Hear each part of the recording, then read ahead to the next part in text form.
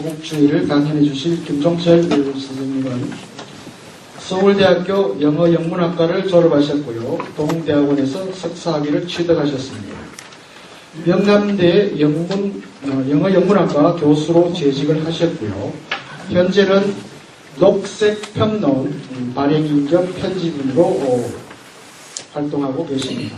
저서로는 시와 역사적 상상력, 시적 인간과 생태적 인간, 간디의 물레, 비판적 상상력을 위하여 땅의 옹호 외 다수가 있습니다. 오늘 강연해 주실 김종철 지금 화장실 가셨는데 잠시 조금만 기다려 주시면 고맙겠습니다.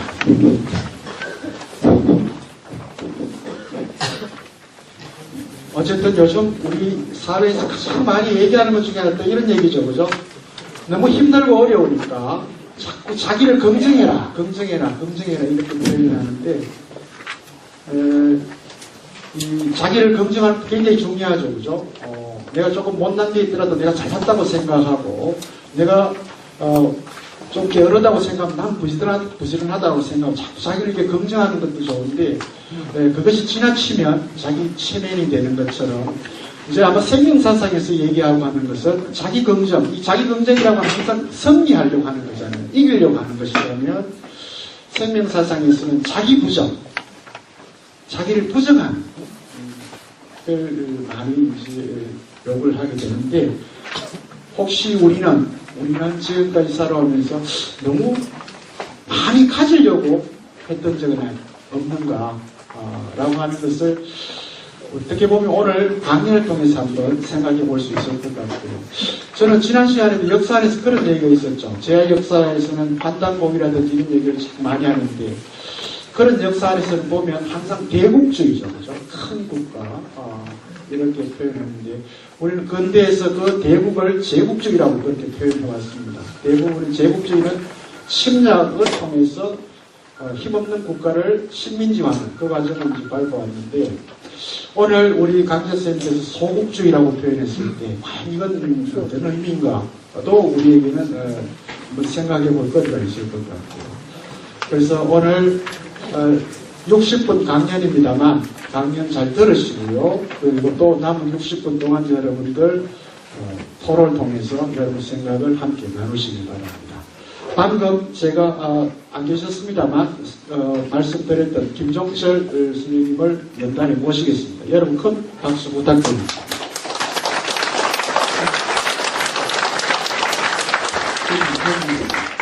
중간에 좀 쳐주시면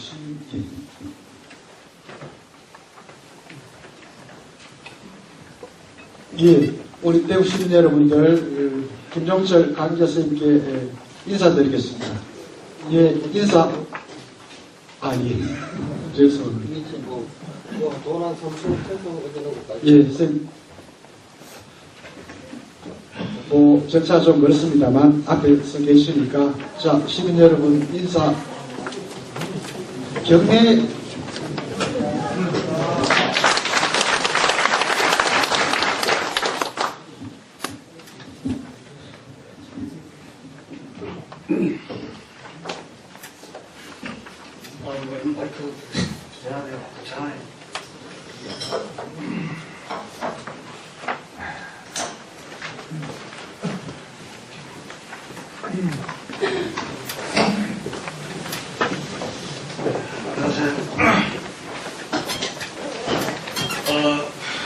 저는 대명대학에서 오라고 해서 영문도 모르고 오는데 분위기가 이렇게 이 시간에 연세되신 분들이 이렇게 모였는지 몰랐습니다. 좋은 얘기죠. 제가 대구에 오래 살다가 10년 전에 서울로 이주했습니다만 제 사무실이 종로 3가 종묘 근처에 있어가지고 거의 사무실 나갈 때마다 보는 광경입니다만 이 수도권의 지금 노인들이 상당히 고달프게 살고 있죠. 이 종묘 쪽에 가면은 왼종일 그게 산보름 보는데 서성거리고 있는 노인들을 봤습니다. 거기 나와서 뭐 호텔도 사귀고 뭐 하는지 모르겠습니다만 뭔가 대책이 있어야 되겠다라는 생각을 늘 하고 있는데 오늘은 대구에 와서 나이 드신 분들 이런 그 목요 강좌 이런 훌륭한 이 인문 강좌 모임에 한국 사상에 관해서 청취하는 그런 시간을 이 목요일에 보내고 계신 것 같아서 굉장히 보람 있는 시간이라는 생각이 듭니다. 그렇죠. 대학이 이런 식으로 그 시민들에게 봉사를 해주는 기회가 많아야 되는데 그런 점에서는 저는 뭐 계명대학이 옛날부터 계명대 철학과에서 아주 전통 깊은 이 목요철학 강좌입니다. 예전에 저도 한번 제가 대구에 있을 때 한번 참석한 적이 있습니다. 하여간 뭐 오늘 오후 시간이 한 2시간 동안 제가 별로 아는 건 없습니다만 여러분들에게 도움이 되는 이야기가 되었으면 좋겠습니다. 근데 뭐 사실은 별로 없습니다. 이 한국 사상 시리즈의 마지막 시간이라고 그러는데 이 계명대학 쪽에서는 아주 잘 스택한 것 같습니다. 이번에 어떤 철학자가 한국 철학사가 하는 방대한 책을 냈는데 거기 보니까 맨 마지막에 무의당 장현순 선생을 다루고 있더라고요. 이제 그 한국의 철학자들도 우리 뭐 철학사를 쓸 능력도 됐고 또 장현순 선생을 그중 한 장으로 이렇게 할애해서 대접을 한다는 그 사실을 보면서 상당히 저도 마음이 아주 좋습니다. 이렇게 돼야 되는데 왜 그동안 이 대학에서 공부하는 사람들은 장현순 선생을 잘 모르고 살았는지 이제 때늦게나마 주목을 했으니까 우리나라에서도 앞으로 그 젊은 사람들을 위해서도 장현순 선생님의 생애와 사상에 관해서 좀 더 널리 알려졌으면 좋겠다는 생각이 듭니다. 그런데 한 가지 유감스러운 것은 여러분들 대부분이 여기 계신 분 대부분이 오늘 장현순 선생님에 관한 이야기를 하면 처음 들으시는 분들일 거예요. 처음 들으시는 분들인데 제가 감히 장현순 선생님에 관해서 소개를 드리게 되어서 이 자격이 없는 사람인데 이 결과가 잘 돼야 될 건데 굉장히 두려운 생각이 듭니다.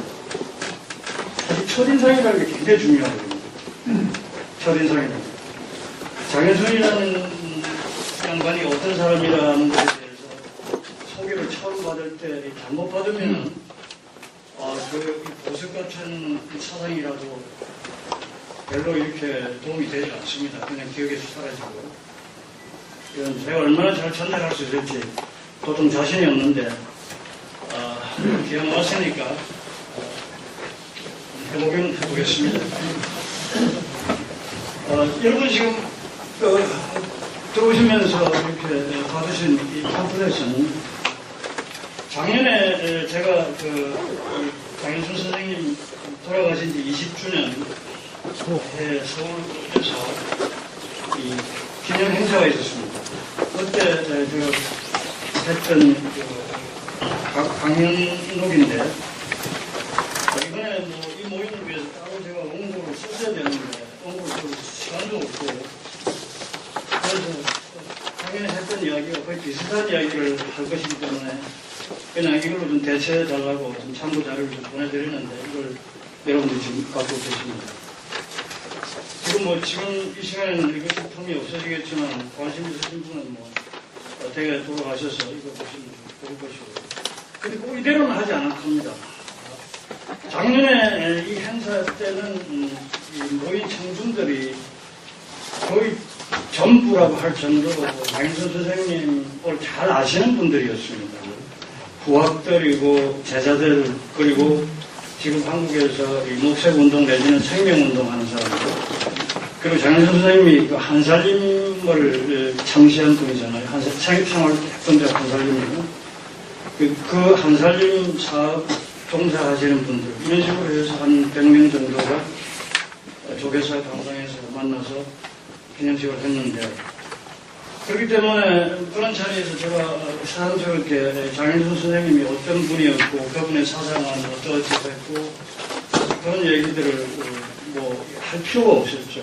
할 필요가 없었기 때문에 그냥 그것은 모든 사람들이 다 아는 것으로 하고 그분의 그러한 사상이 이 아시아, 동아시아에 오래 세월 동안 지속되었던 소국주의 사상과 어떻게 연결이 되는가. 그런 측면에서 제가 말씀을 이야기를 한 건 그걸 녹취한 겁니다. 그리고 오늘 제가 맡은 이야기도 여기 주제는 같긴 하지만 한 주제는 같은데 조금 내용상에 있어서는 좀 다릅니다.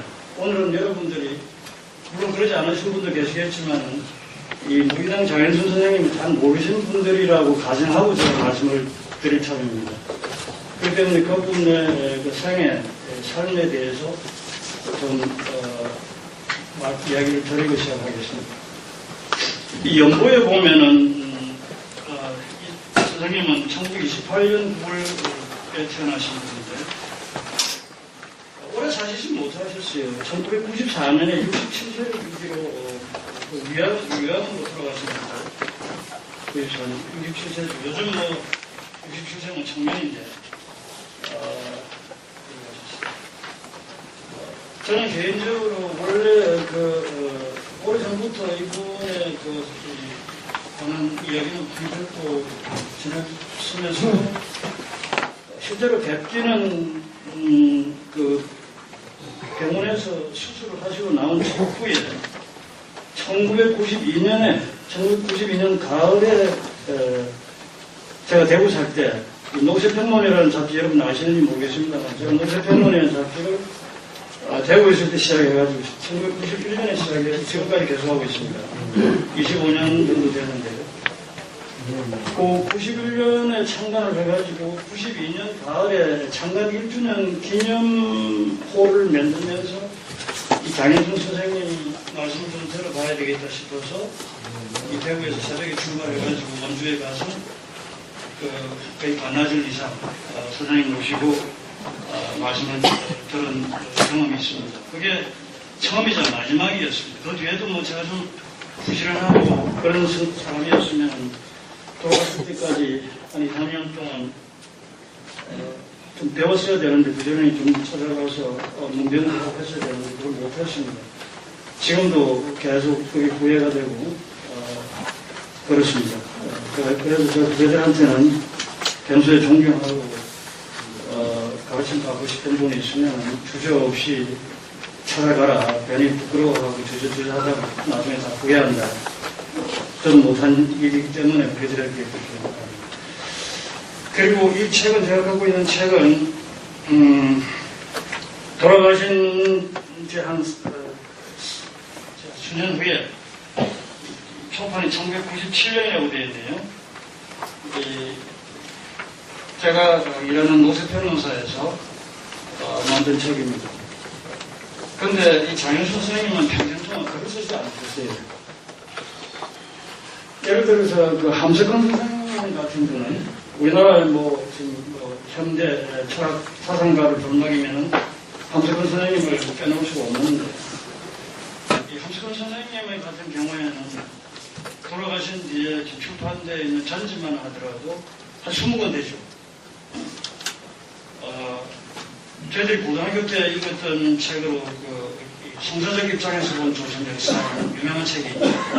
해방부가 아니라 그 나중에 그게 제목을 바꿨습니다. 성서적 입장에서 본 조선 역사 하면 그 기독교인들 위주의 책이라는 느낌을 주니까 실제로 내용은 기독교를 많이 인용하고 있지만 또 본인도 기독교인이고 그러나 그 종교에 관계없이 모든 사람들에게 유익한 책이죠. 그래서 그 뜻으로 본 한국 역사라고 제목이 바뀌어가지고 나중에는 출판됐죠. 상당히 내용도 좀 어느 정도 교정을 받았다. 하여간 어쨌든 저는 저 같은 경우에는 고등학교 때 이미 그 책을 읽고 굉장히 저희 그 정신적, 지적 성장에 영향을 준 책인데 그런 의미에서 보낼만한 장인순 선생의 사상에 관해서 젊은이들에게 보낼만한 선택 권할만한 책이 하나도 없어요. 그냥 글과 책을 쓰지 않으신 분이기 때문에 아마 몇 편의 글을 쓰셨는데 그중에 한 편은 이 책에 들어있습니다만 본인이 직접 쓰셨는데 글 재주가 없다거나 뭐 문필력이 없다거나 그런 분은 아니에요. 그런 분은 아닌데 전혀 글을 쓰지 않으셨어요.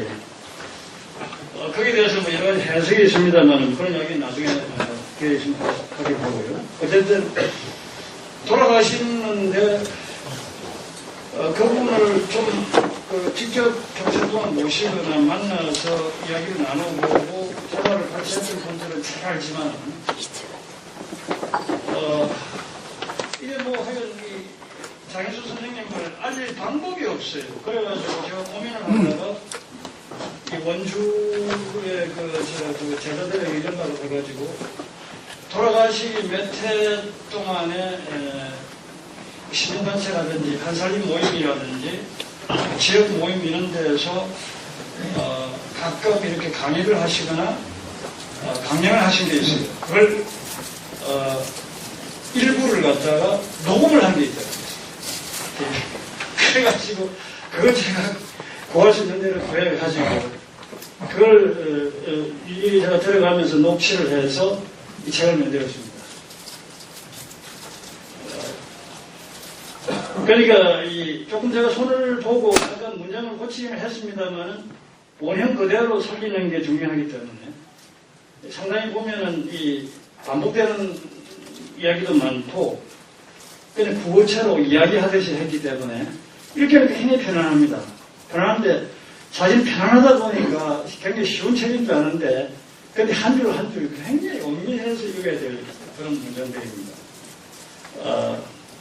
말씀 굉장히 잘하셨죠. 그래서 이 만들어진 책인데 제목이 나락 하나 속의 우주입니다.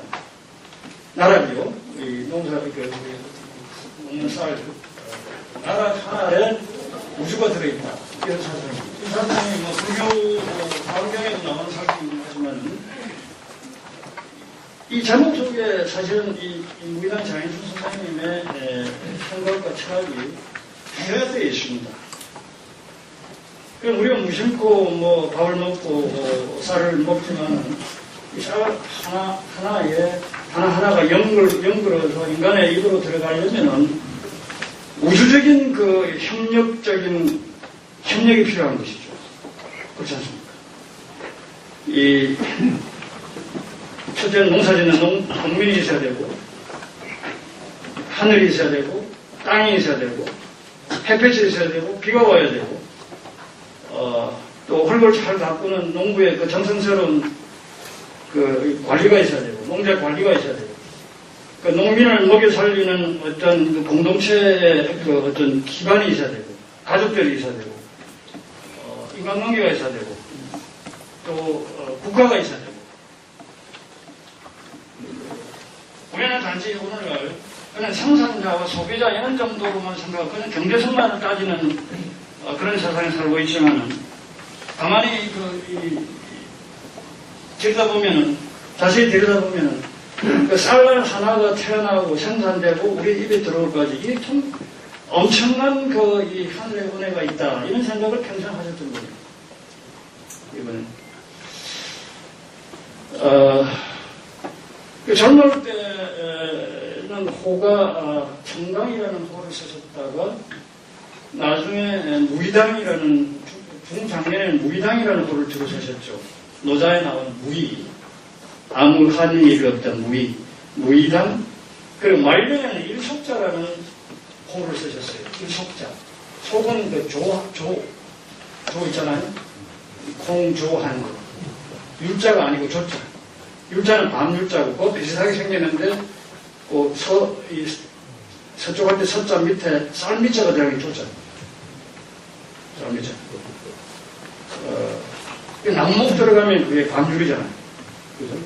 이 속자는 일속자, 자기를 일속자라고 그랬어요. 조한톨이다. 자기라는 존재는.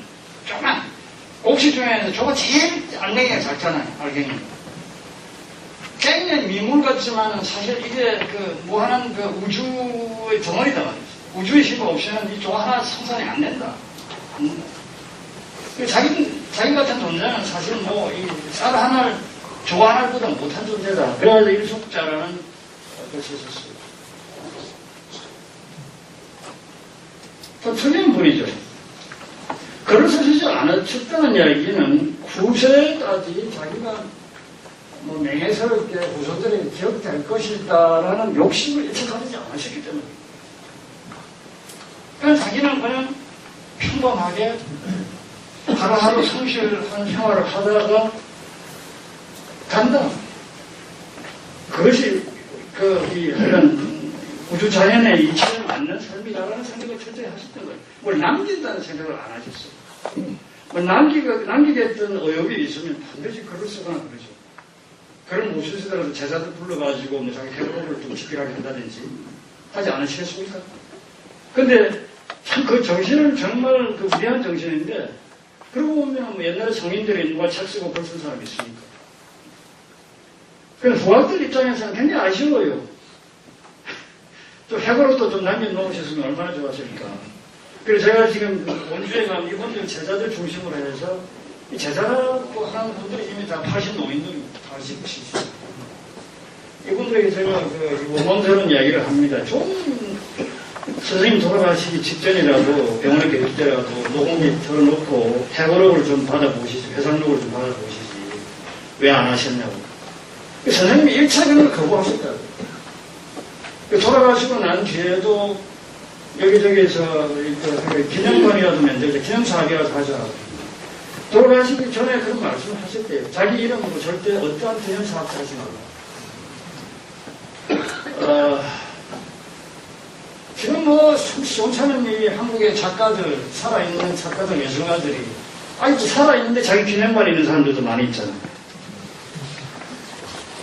그런 거 보면 이게 생각하시는 분이 차원이 너무 다르신 분입니다. 그러니까 뭐 세속적인 욕망, 물욕 이런 거 전혀 없었던 거예요. 그런데 하시는 일은 전혀 없으신데 사실 굉장히 많은 일을 하셨어요. 가만히 앉아가지고. 이번에 연보를 잠깐 말씀드릴게요. 그런데 여태까지 이제 여러분들이 쭉 한국 사상가들의 그 시리즈로 연속 강좌를 들으셨으니까 제가 드리는 말씀입니다만, 우리나라 한국 사상의 이 몇 중에서도 장현수는 정말 독특한 위치에 있어요. 첫째는 이분이 집안으로 보면은 그냥 상민 집안이에요. 예를 들어서 뭐 율곡이라든지 하다못해 조선시대 다산 선생이라든지 이런 분은 다 선비 집안이죠. 다 선비 집안이고 집안 자체가 무대의 양반 집안이에요. 제가 강릉에 가서 오죽헌 한번 살펴봤는데 대단하네요.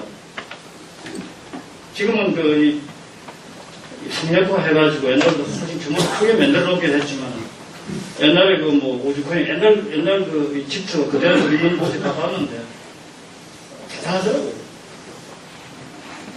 근데 이 장현수 선생님은 1928년에 강원도 원주에서 태어나셨는데 태어나셔가지고도 평생 원주에서 사셨어요.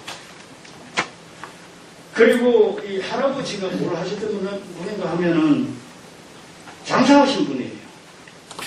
당나귀 한 마리 사가지고 옛날에 아주 길이 험하고 그런 시절이니까 당나귀 한 마리 사가지고 하나에 가서 물건 사서 그래가지고 당나귀 등에 이제 얹어가지고 원주 오면서 행사를 하신 거예요. 그래가지고 재 넘어가지고 이제 대관령 넘어가가지고 강릉이라든지 이런 쪽으로 가가지고 물건을 털고 참 불편할 때. 그래가지고 이제 장사를 하니까 아무래도 이문이 남으니까 좀 돈이 생기면 이제 땅을 사고 이런 식으로 해가지고 이제 재산을 불린 분이 다섯 손가락이 가지고. 그 전에는 이 집안이 뭐한 집안인지 제가 잘 모르겠습니다. 할아버지 이야기를 하는 건 왜 중요하냐 하면 장현수 선생님이 자신의 생애에 가장 큰 영향을 미친 분이 자기 조부님하고 그리고 동학의 2대 지도자 해월 선생님, 해월 최시영 선생님. 제가 그 92년에 장 선생님이 그 요양하시는 동안에 댁으로 찾아갔는데 가니까 골방 같은 조그만 그 온돌방에 책꽂이 두 분의 초상이 이렇게 액자에 들어가지고 놓여 있더라고요. 한 분은 자기 조부님이라고 했고 한 분은 해월 선생님이 서울로 잡혀가가지고 퇴행당하기 직전에 찍힌 사진. 근데 아주 비참한 얼굴을 하고 있죠. 그 두 분의 사진을 모셔놓고 매일 그 앞에서 생활을 하고 있어요. 그런데 이 장 선생님 본인 이야기는 조금 이따가 길게 하겠습니다만 이 조부님 이야기가 굉장히 중요한데 조남은 장경호라고 되어 있네요. 장경호라는 분인데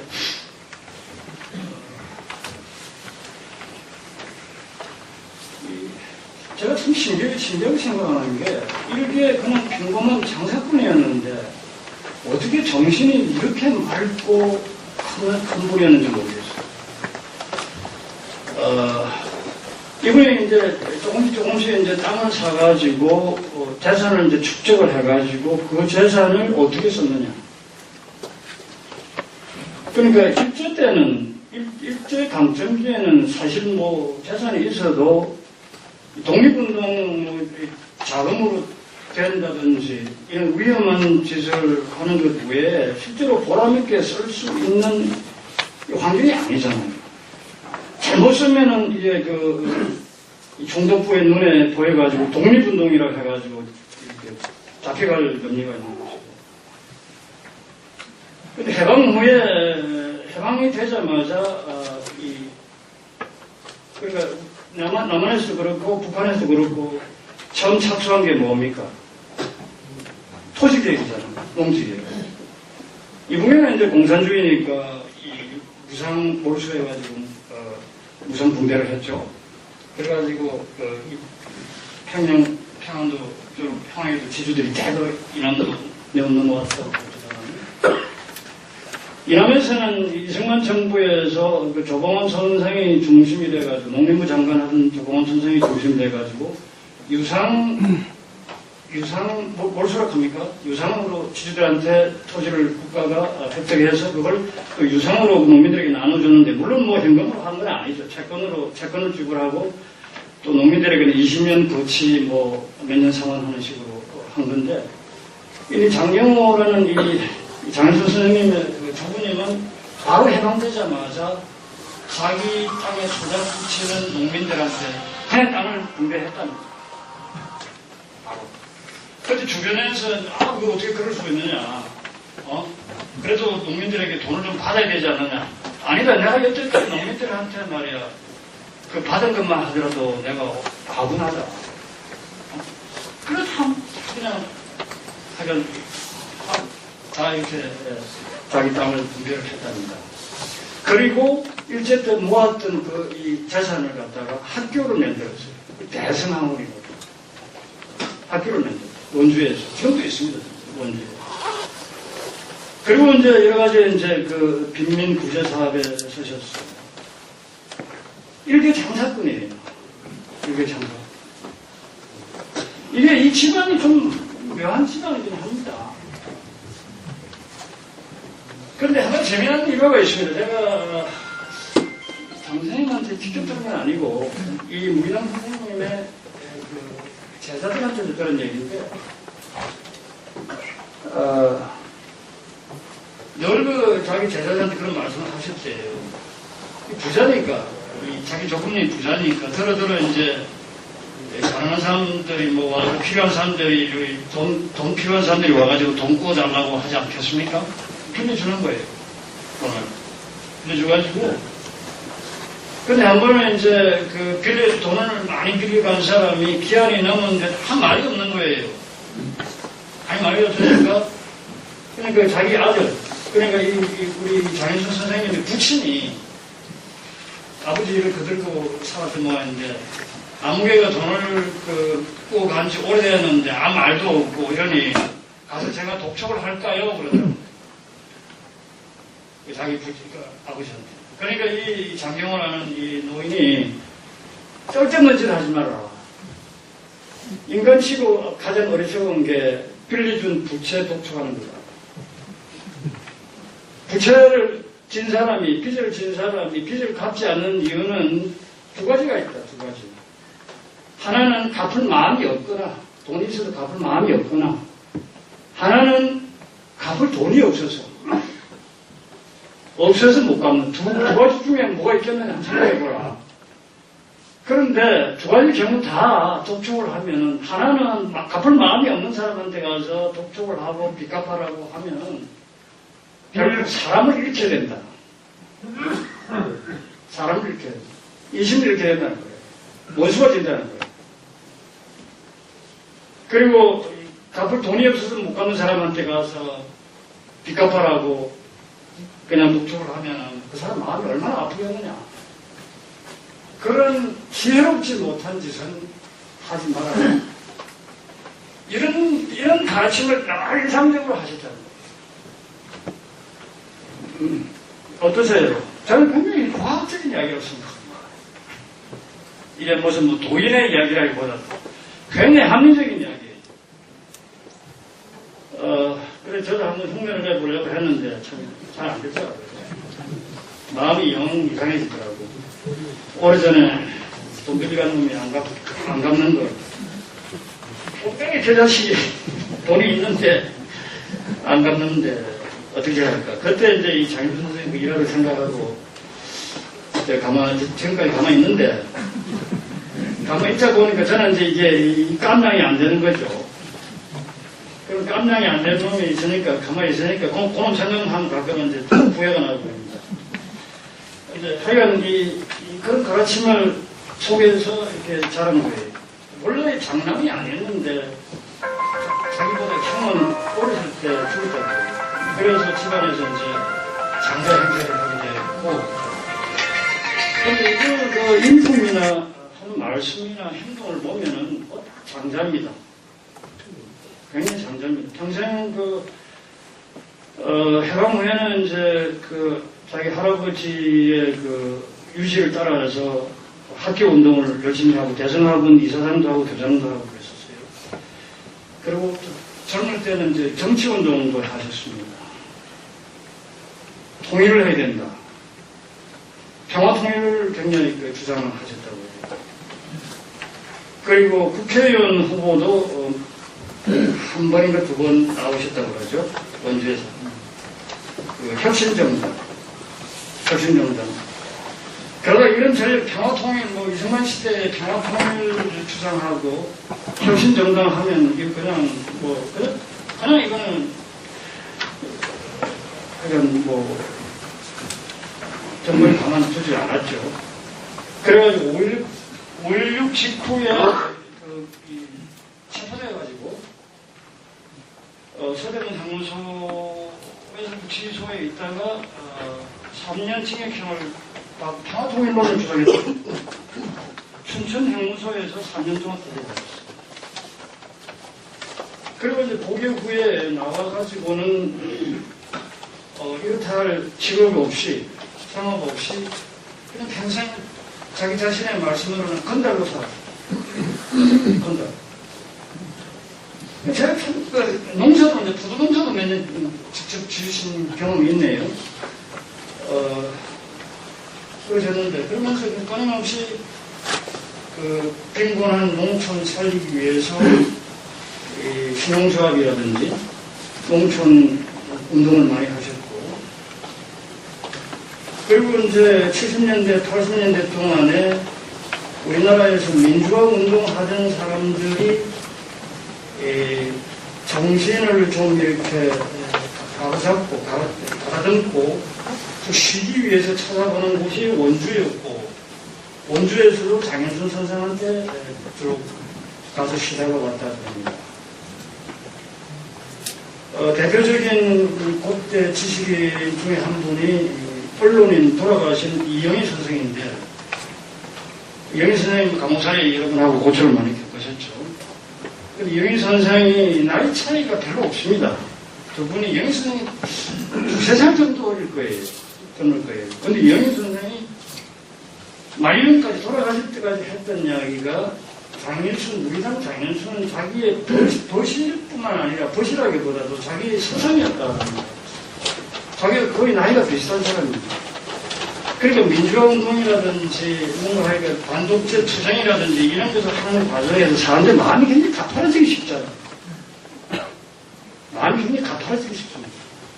근데 그걸 따뜻해주고 마음을 침착하게 만들어주고 그리고 이 삶의 근원적인 그 어떤 문제에 대해서 지적도 해주시고 그걸 하겠다는 거예요. 예를 들어서 싸우다 보면은 독재자와 싸우다 보면은 정오심이 생기기 쉬운데 그래서 정오심을 가지고 우리가 좋은 세상을 만들 수가 없다. 항상 그러니까 여기 선생 같은 분들 혹은 뭐 다른 이분하고 같이 지냈던 많은 사람들이 살아있는 예수였다고 해요. 너는 원수를 사랑하라. 우리도 뭐 어렸을 때부터 성경을 읽었지만 원수를 사랑하라는 건 근데 귀 밖으로 됐잖아요. 귀 밖으로. 근데 하여간 이 하나님의 입장에서 볼 때는 좋은 놈 나쁜 놈 없다. 이 세상에. 나쁜 놈은 나쁜 놈대로에 그렇게 밖에 될 수 없는 조건이 있어서 그렇게 보이는 것이고 그런 것이지 다 하나님의 아들, 딸이고 우리의 형제자매다. 싸워도 돼.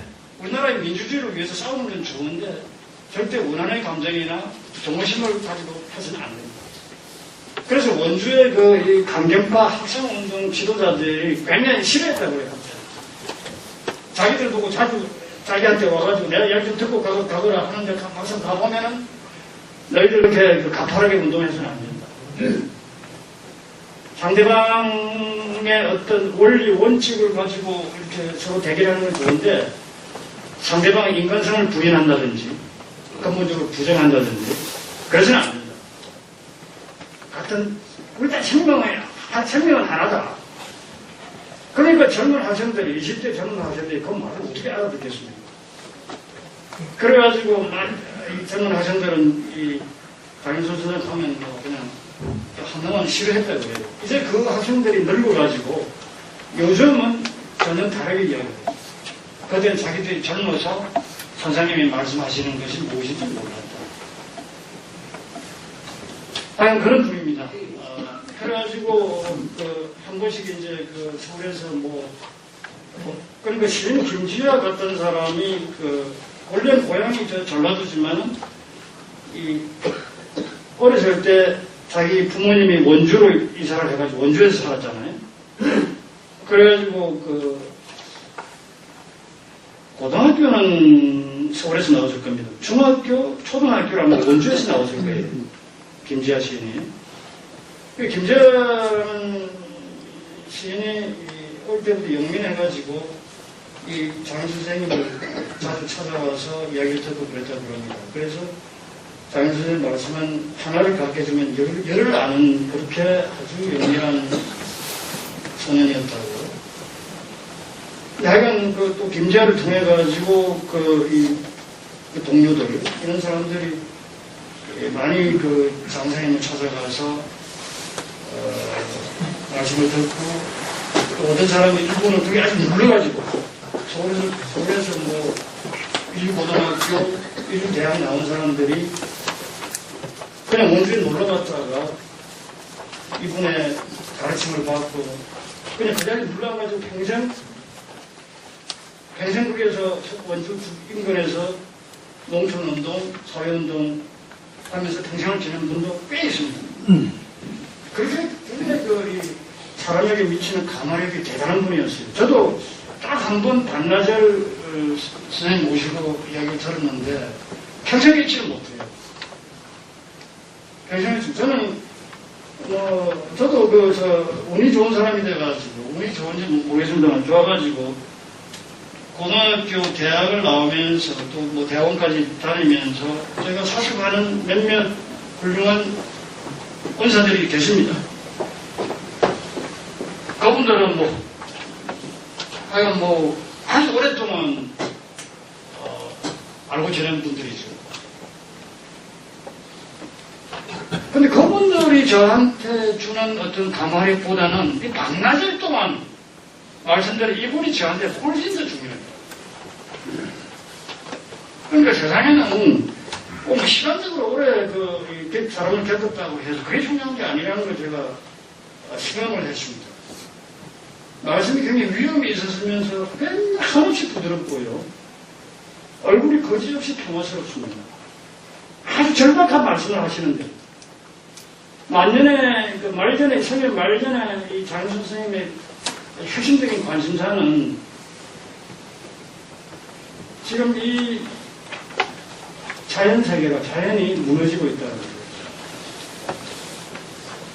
지금 파리에서 또 며칠 세계 정상들이 모여서 기후변화에 관련해서 뭔가 이렇게 의논을 하고 있지 않습니까? 이게 많이 늦었죠. 지금 과학자들의 이야기로는, 이분의 과학자들의 이야기로는 2100년, 이번 세기, 앞으로 80년 정도 남았습니까? 2100년에 가면은 이 지구가 사람이 살 수 없는 땅이 된다. 지금도 이 겨울에 비가 기온이 이상하지 않습니까? 북극, 남극, 빙하가 계속 녹아내리고 있을 뿐 아니라 히말라야 기온이 다 녹아버리면 아시아에 메콩강, 간지스강 이런 것도 강 다 말라버립니다. 강 말라버리면 농사 못 짓죠. 그 인구가 얼마입니까? 몇십억이죠. 그 강을 제출을 해서 살고 있는 인구가. 그냥 뉴욕이 물에 잠기고, 무슨 상하이가 물에 잠기고, 방글라데시가 물에 잠기고, 그런 것도 참 좋아. 홍수, 지금 이 시리아 문제만 하더라도, 테러리스트를 지금 아주 흉악한 큰 테러 행위를 저지르고 있는 IS라는 이슬람 국가 테러 집단이라고 해야 될지, 그리고 무수히 시리아에서 난민이 지금 속출하고 있잖아요. 유럽 국가가 지금 아주 골치가 앓고 있는데 난민을 받아들이느냐 마느냐. 근데 기본적으로는요, 이게 중동 지방에 지금 벌써 몇 년째 심각한 가뭄이 있어요. 농사를 못 쳤어요. 그래가지고 물론 정치도 굉장히 불안한 그런 상황이었는데다가 그리고 사람들이 먹고 살 수가 없어요. 거기다가 석유가 이제 앞으로 몇십 년 후면 석유가 완전히 고갈되고 지금 석유가 값이 몇 년 전보다는 좀 절반값을 떼 있지만 이 석유라는 게 결코 생산량이 풍부해서 지금 절반값이 아니라 국제 정치상의 이상한 그런 정략적인 문제 때문에 지금 석유값이 지금 올라갔다 내려갔다 이러고 있지만은 앞으로 수십 년 안에 재래식 석유는 고갈됩니다. 그리고 석유 자원을 확보하기 위해서 지금 열강들이 아주 강분하고 있는 거예요. 중동 문제의 핵심은 이 기후변화와 석유 문제입니다. 이게 폭격을 한다고 해서 IS를 폭격을 한다고 해서 이 문제가 없어지는 문제가 아닙니다. 세계의 정치 지도자들이 굉장히 좀 현명해져야 되는데 뭔가 단기적인 제가 오늘 소극주의라는 이름을 나눴습니다만 자기들만은 예외적으로 대국이 되겠다. 이런 욕심을 버리지 못해가지고 그냥 지구 전체에 인류 사회 전체의 장기적인 어떤 문명에 대해서는 생각을 안 한단 말이에요. 장혜준 선생님의 생애 말년에 가장 심각하게 이분이 늘 고민하고 제자들에게 말씀하신 게 이 환경 파괴 문제였습니다. 그래서 제가 녹색평론이라는 잡지, 녹색평론이라는 잡지 이름 들으면 여러분 제가 무슨 일을 하시는지 짐작하시죠? 녹색 세상으로 가야 된다는 얘기입니다. 그러니까 굉장히 좋아하시더라고요. 자기가 해야 될 일을 자네가 해줘서 고맙다고. 근데 그렇게 이제 고민을 하시는 분인데 그 고민을 풀기 위해서 만드신 게 한살림운동입니다. 한살림. 첫째는 지금 기후변화도 기후변화지만은 지금 땅이 너무나 많이 오염되고 훼손되었습니다. 요즘 기차 타고 버스 타고 이렇게 제가 전국 각지를 돌아다니 보면 10년 전, 20년 전하고도 많이 달라졌잖아요. 이제 멀쩡하게 남아있는 땅이 이대로 가면 없지 않겠나 하는 생각이 듭니다. 그런데 21세기는 어쨌든 간에 땅을 보호하고 농사를 보호해야 됩니다. 공업제품은 공업화라는 것은 지하에 있는 자원을 올려가지고 채굴해서 이용해서 우리의 그 물질적인 그 환경을 이렇게 유대하게 만들자는 것인데, 그런데 지하에 있는 자원이라는 것은 한정이 되어 있습니다. 재생이 불가능한 거예요. 재생이 불가능한 건데, 이걸 갖다가 계속해서 그냥 퍼올리다 보니까, 지금 석유도 그렇고, 다른 광물 자원들도 다 비슷하게 지금 가고 있습니다. 거기다가 농사도 옛날처럼 무슨 농심은 천심이다 해가지고 땅을 아끼고 보호하고 이러면서 뭐 하는 게 아니잖아요. 그냥 우리 경제성 돈이 돼야 되니까. 그 농약 비료 마구잡이로 하면서. 왜냐하면 시골에 지금 인력이 없기 때문에. 인력이 있어야 뭐 유기농도 하고 친환경 농업을 할 수 있습니다. 그러니까 뭐 제초됐으면 금방 되는데 사람이 뭐 10명 붙어서 풀을 뽑아봐야 풀이 안 되잖아요. 떠나보면 제초집 뿌리면 금방 해결되는데 그런 식으로 해서 지금 한 수십 년 동안 있을 대풀이 하다 보니까 땅이 다 절단이 되는 거예요. 저기 한 마리 살지 않고. 그럼 계속해서 더 고농도의 비료를 쓰지 않으면 안 되고 고농도의 과비료를 쓰니까 작물은 약해져가지고 병충해 그냥 쉽게 노출되니까 농약을 써야 되고 사람도 건강하지 못하지만 이런 식으로 가서는 땅은 지속적인 생명력을 가질 수 없다는 거예요.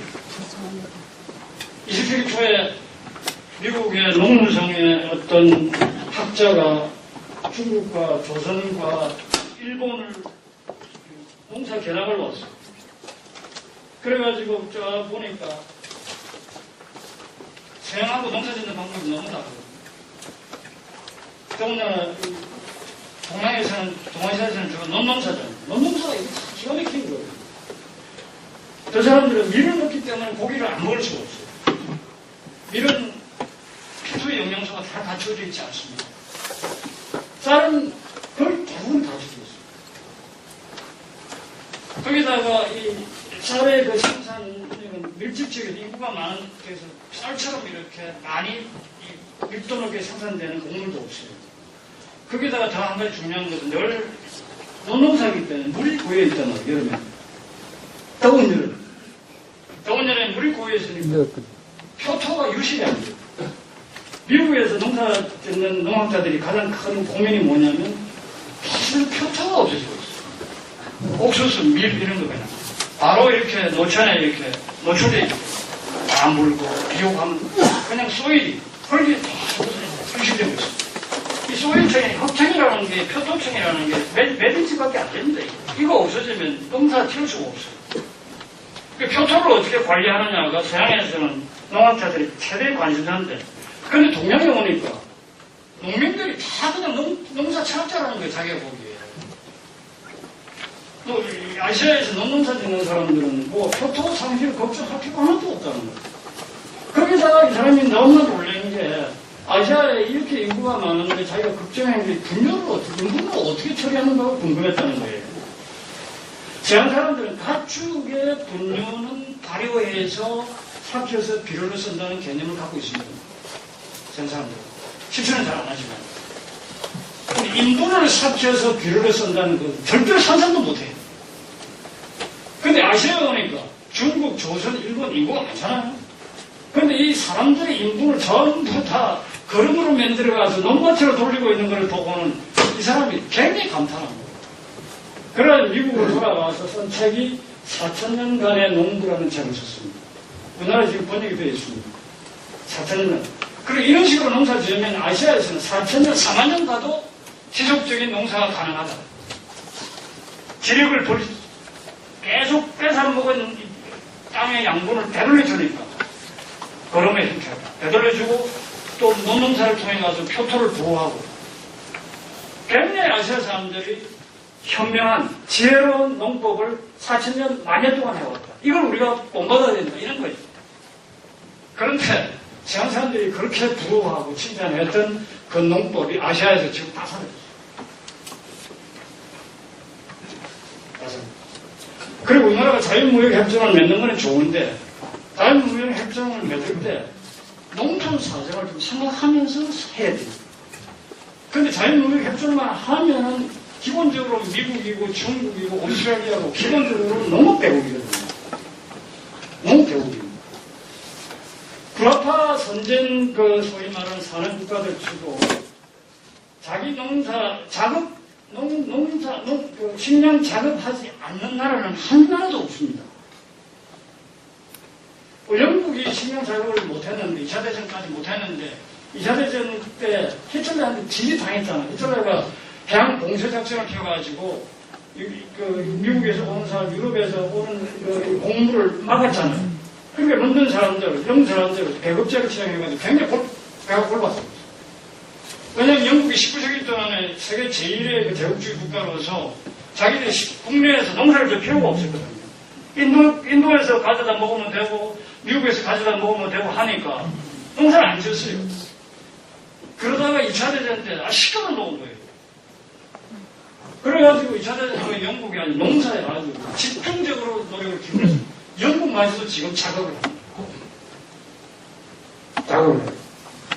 그리고 국가 대사를 운영하는 사람들은 무엇보다도 식량 문제라도 자기 나라의 땅에 대해서 생각을 잘해야 됩니다.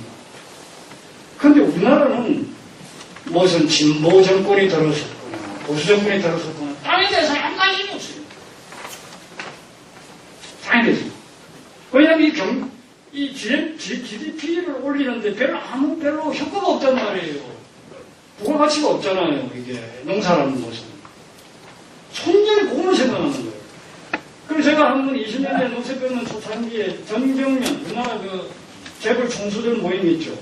정경련에서 나온 공개되지 않는 문구를 제가 한 번 본 적이 있는데, 우리나라처럼 땅값 비싼데, 이렇게 짱 해가지고 농사 지어봐. 이거 수주도 안 맞고, 그게 몇 푼 되느냐.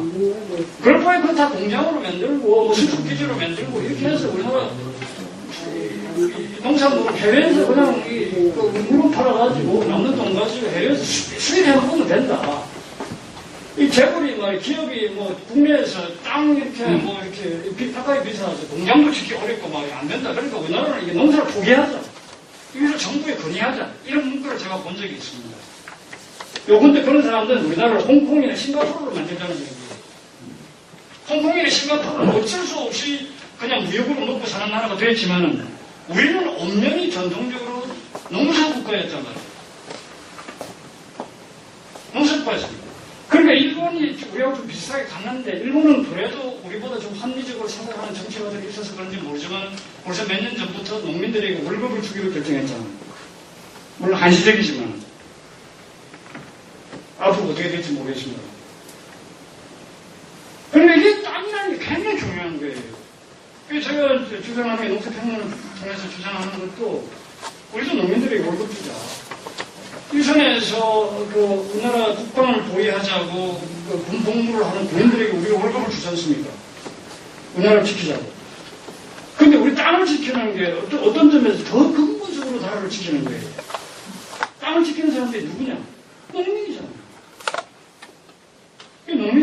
농민을 저는 중심에 놓지 않는 국가 정책은 정말 위험하다고 생각하는데요. 그런데 그런 생각을 당연히 선생님은 70년대부터 하셨어요. 그러니까 서울에 서울에서는 뭐 반독재 투쟁이니 뭐 군부 정권 물러가라 뭐 이런 것이 큰 지식인들의 큰 화두가 되었을 때 이분은 그런 사람들이 가끔 오면은 우리의 생명의 근원에 대해서 좀 생각해보자. 그렇게 뭐 젊은 사람들이 잘 이야기를 듣지 않아도 지금 다들 이야기를 해요. 아, 그때 이 선생님이 그런 성견 지명을 가지고 말씀을 하셨구나. 그래, 한살림 운동이라도 하자. 정부에서 말 안 들으면, 정부에서 생각이 없으면 우리가 밑에 있는 사람들이라도 정신을 차려가지고 우리가 서로 농민을 아끼고 농민을 돕고 농민은 또 생산자, 도시에 있는 생산자를 서로 상생하는 그런 것을 만들자 해가지고 만든 게 농산물 직거래, 한살림 생활협동조합 이런 거. 그 한살림 생활협동조합이 이제 83년에 생겨가지고 이 영향을 받아서 지금 그래도 우리나라 생협이 많이 활발해졌죠. 생협운동이. 그래도 뭐 전체적으로 보면 아직은 미약합니다. 여러분들께서 좀 관심을 가져주셨으면 좋겠습니다.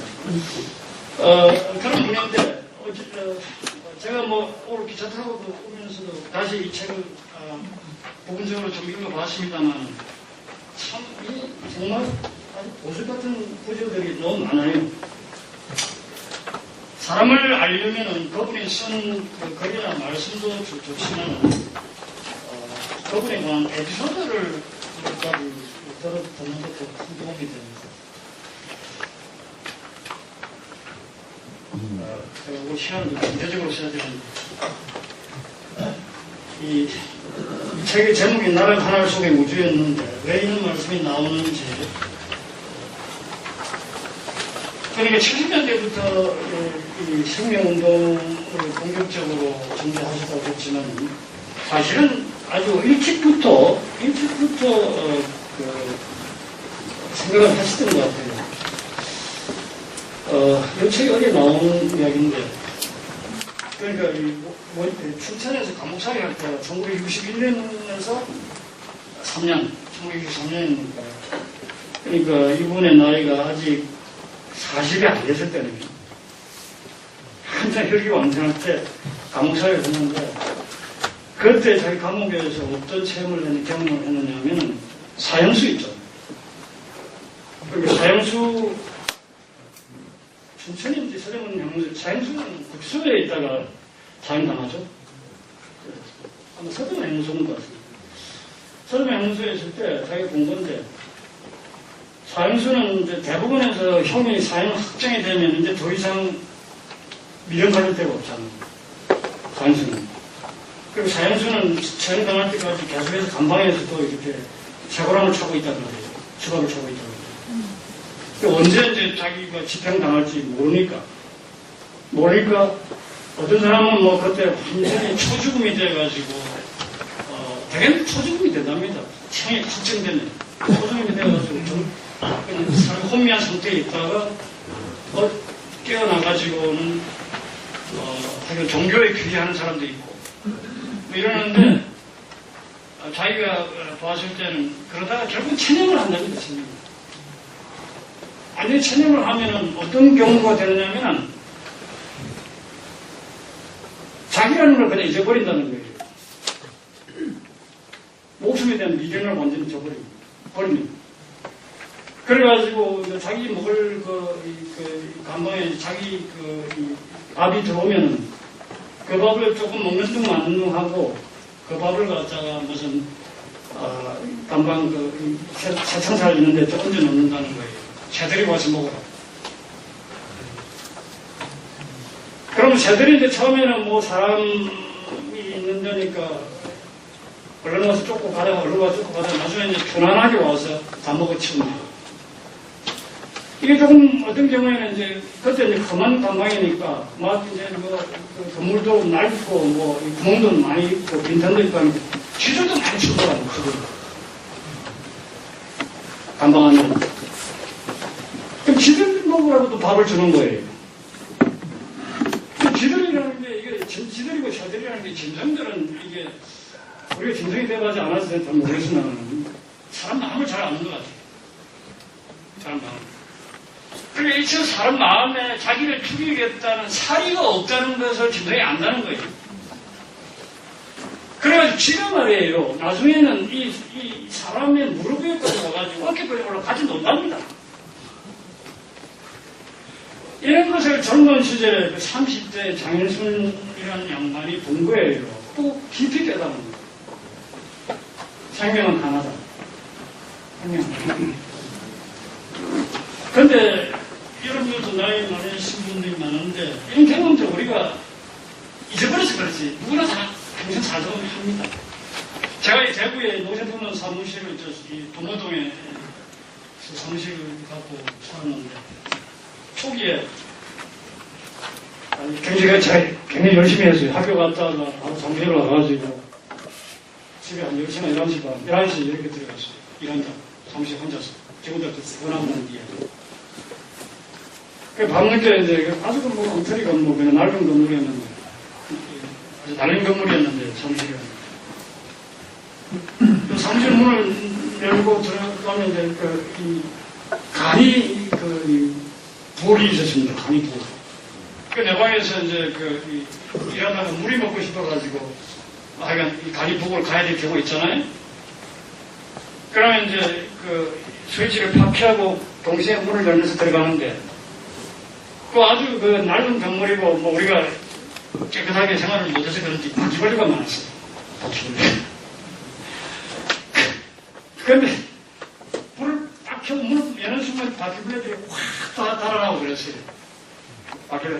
바닥에 바퀴벌레들이 자기들끼리 모여있다가 불이 번쩍하고 사람이 딱 들어오면 확 그냥 흩어지면서 도망가는 한 마리라도 더 잡겠다고 제가 그냥 발바닥으로 막 그냥 때리고 밟고 해가지고 바퀴벌레를 잡고 그랬는데 한 번은 불이 먹고 싶어서 가다가 얼른 제 속에 바퀴벌레 생각이 난 거예요. 제 머릿속에. 그러면서 제가 뭐 자연스러운 선생님을 사모하는 이 때문에 그런 게 아니라 내가 쓸데없이도 바퀴벌레 죽이 됐다고 생각하지 하는 생각이 밝혀졌더라고. 바퀴벌레 죽여서 뭐 하는데 바퀴벌레도 다 그것도 생명인데 하는 생각을 밝히게 했어요. 머릿속에서. 그러면서 불을 켜고 문을 열었는데 제가 너무 놀랐습니다.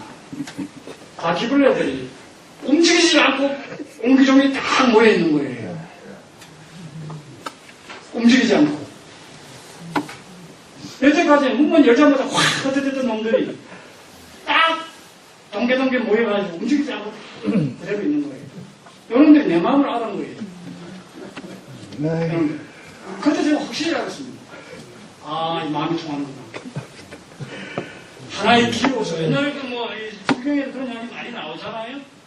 선사들이 그런 이야기 많이 했잖아요. 천지 동본이라고 그랬잖아요. 하늘과 땅은 같은 뿌리요. 만물이 일체라고. 만물은 한 몸이에요. 작년까지는 그래서 내가 이 장현준, 무기장 장현준 선생님의 말씀이 정말 진짜로 생각이 들어요. 저는 하여간 그거와 비슷한 경험을 여러 차례 했었습니다.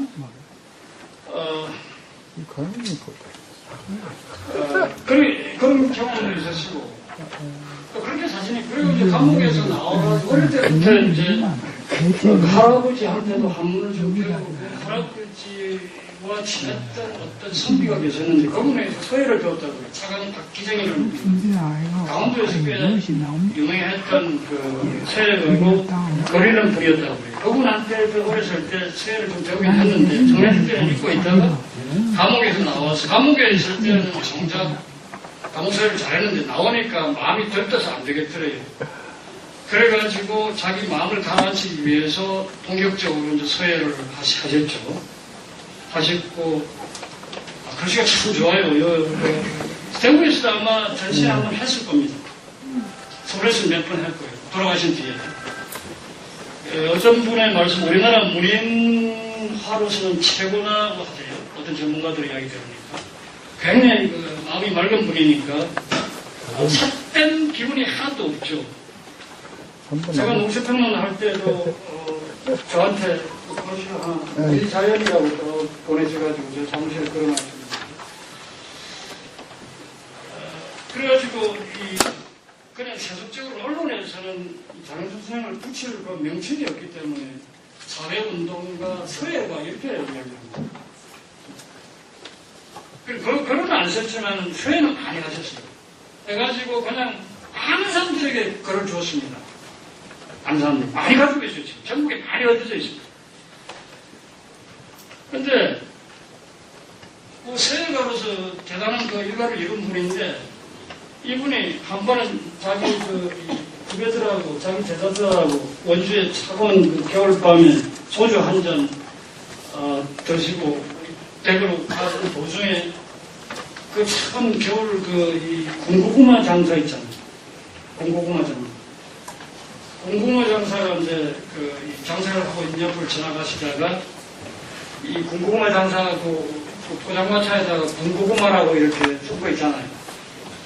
아주 거칠게 쓴 투박한 장사하는 분이 쓴 거 있잖아요. 뭐가 있으면 그걸 딱 보시고 하신 말씀이 이 천하명필이에요.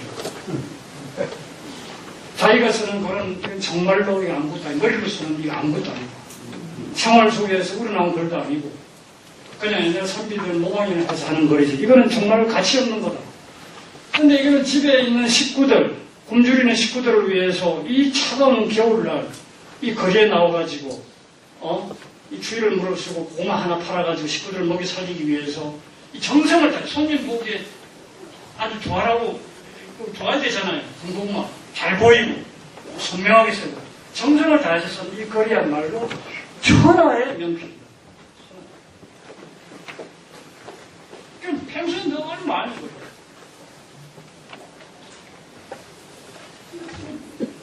아까 제가 동대역에서 내려서 여기 택시 타고 오는데 큰일 났어요. 요즘 이 가난한 사람들이 너무 화가 나 있어요. 택시 운전하고 저하고 한 10분 같이 택시 있었을 뿐인데 저한테 개인적인 감정이 있을 일은 없잖아요. 근데 화가 잘 나있어요. 뭐라 해도 대답도 안 하고 내릴 때 잘 타고 왔습니다. 고맙습니다. 하니 말도 안 해요. 그리고 시립도서관 가자 그러니까 잘 모르는 것 같아요. 그래서 제가 경배 도서관, 병원 옆에 삼덕동 골목안에 있지 않습니까? 하니까 대답도 안 하거든요. 그래가지고 오더니 저는 이 골목이 이렇게 좋은 골목인 줄 기억이 별로 없어가지고 옛날에 그냥 미국 문화원 앞만 생각하고 거기서 이제 제가 내리자고 그랬어요. 그러니까 자기가 배운 사람이잖아요. 조금만 털면을 이렇게 날 데리고 와주면 되는데 그럼 여기서 내리자 하니까 말없이 차를 세우고 보내놓고 그러고 생각했어요. 큰일이다. 왜 이렇게 사람들이 다 화가 나야 될까? 얼마 전에 제가 제주도에 갔는데도 그냥 세상은 그냥 욕을 하고 한탄을 하고 그러더라고요. 지금 제주도 그렇거든요. 지금 제주도 관광객이 많고 하지만 제주도 여행사 대부분 육지 사람들이 겁니다. 그리고 심지어는 중국 사람들이 지금 바로 중국에서 관광객을 바로 모집해가지고 한국 사람들 주문에 들어가지도 않아요. 그리고 그게 제주도 토백이들은 아무 도움이 안 됩니다. 잠깐만 계속 올라갈 뿐이죠. 근데 그러니까 전부 화가 나 있어요. 그래서 참 큰일이다. 이거 어떻게 해야 되나. 제가 대통령은 아니지만 대통령이 이런 공연을 배웠으면 좋겠다는 생각이 들더라고요. 이 장혜선 선생님이 지금 살아계시면은 무슨 말씀을 하실까. 다 우리 형제고 우리 자매고 짐승하고도 우리가 곤충하고도 이렇게 마음이 있어. 이렇게 곤충도 우리 마음은 있는데 그냥 지 혼자 잘 살아보자고 사람들과 경쟁이라는 이름으로 그냥 발길질을 하고 이렇게 살벌하게 살아서 되는지 모르겠습니다.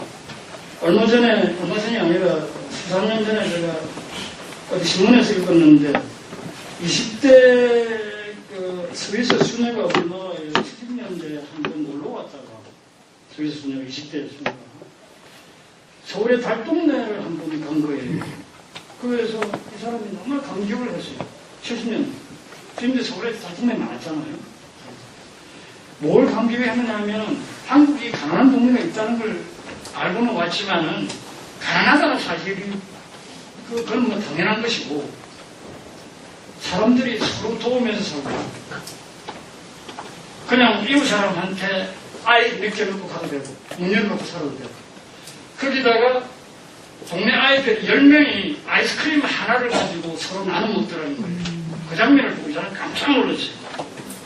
어떻게 남의 침이 묻은 아이스크림을 먹느냐 이거죠. 요즘 우리가 절대로 그건 못합니다. 그래가지고 이 양반이 스위스 가서 수속을 하고 절차를 밟아가지고 한국으로 온 거예요. 한국에서 정착해서 평생을 살았어요. 여기서 빈민운동하고 고아들 돌보고. 그래가지고 이제 은퇴를 하고 나니까 할머니가 된 뒤에는 고향이 여기입니다. 스위스 가봐야 타양이.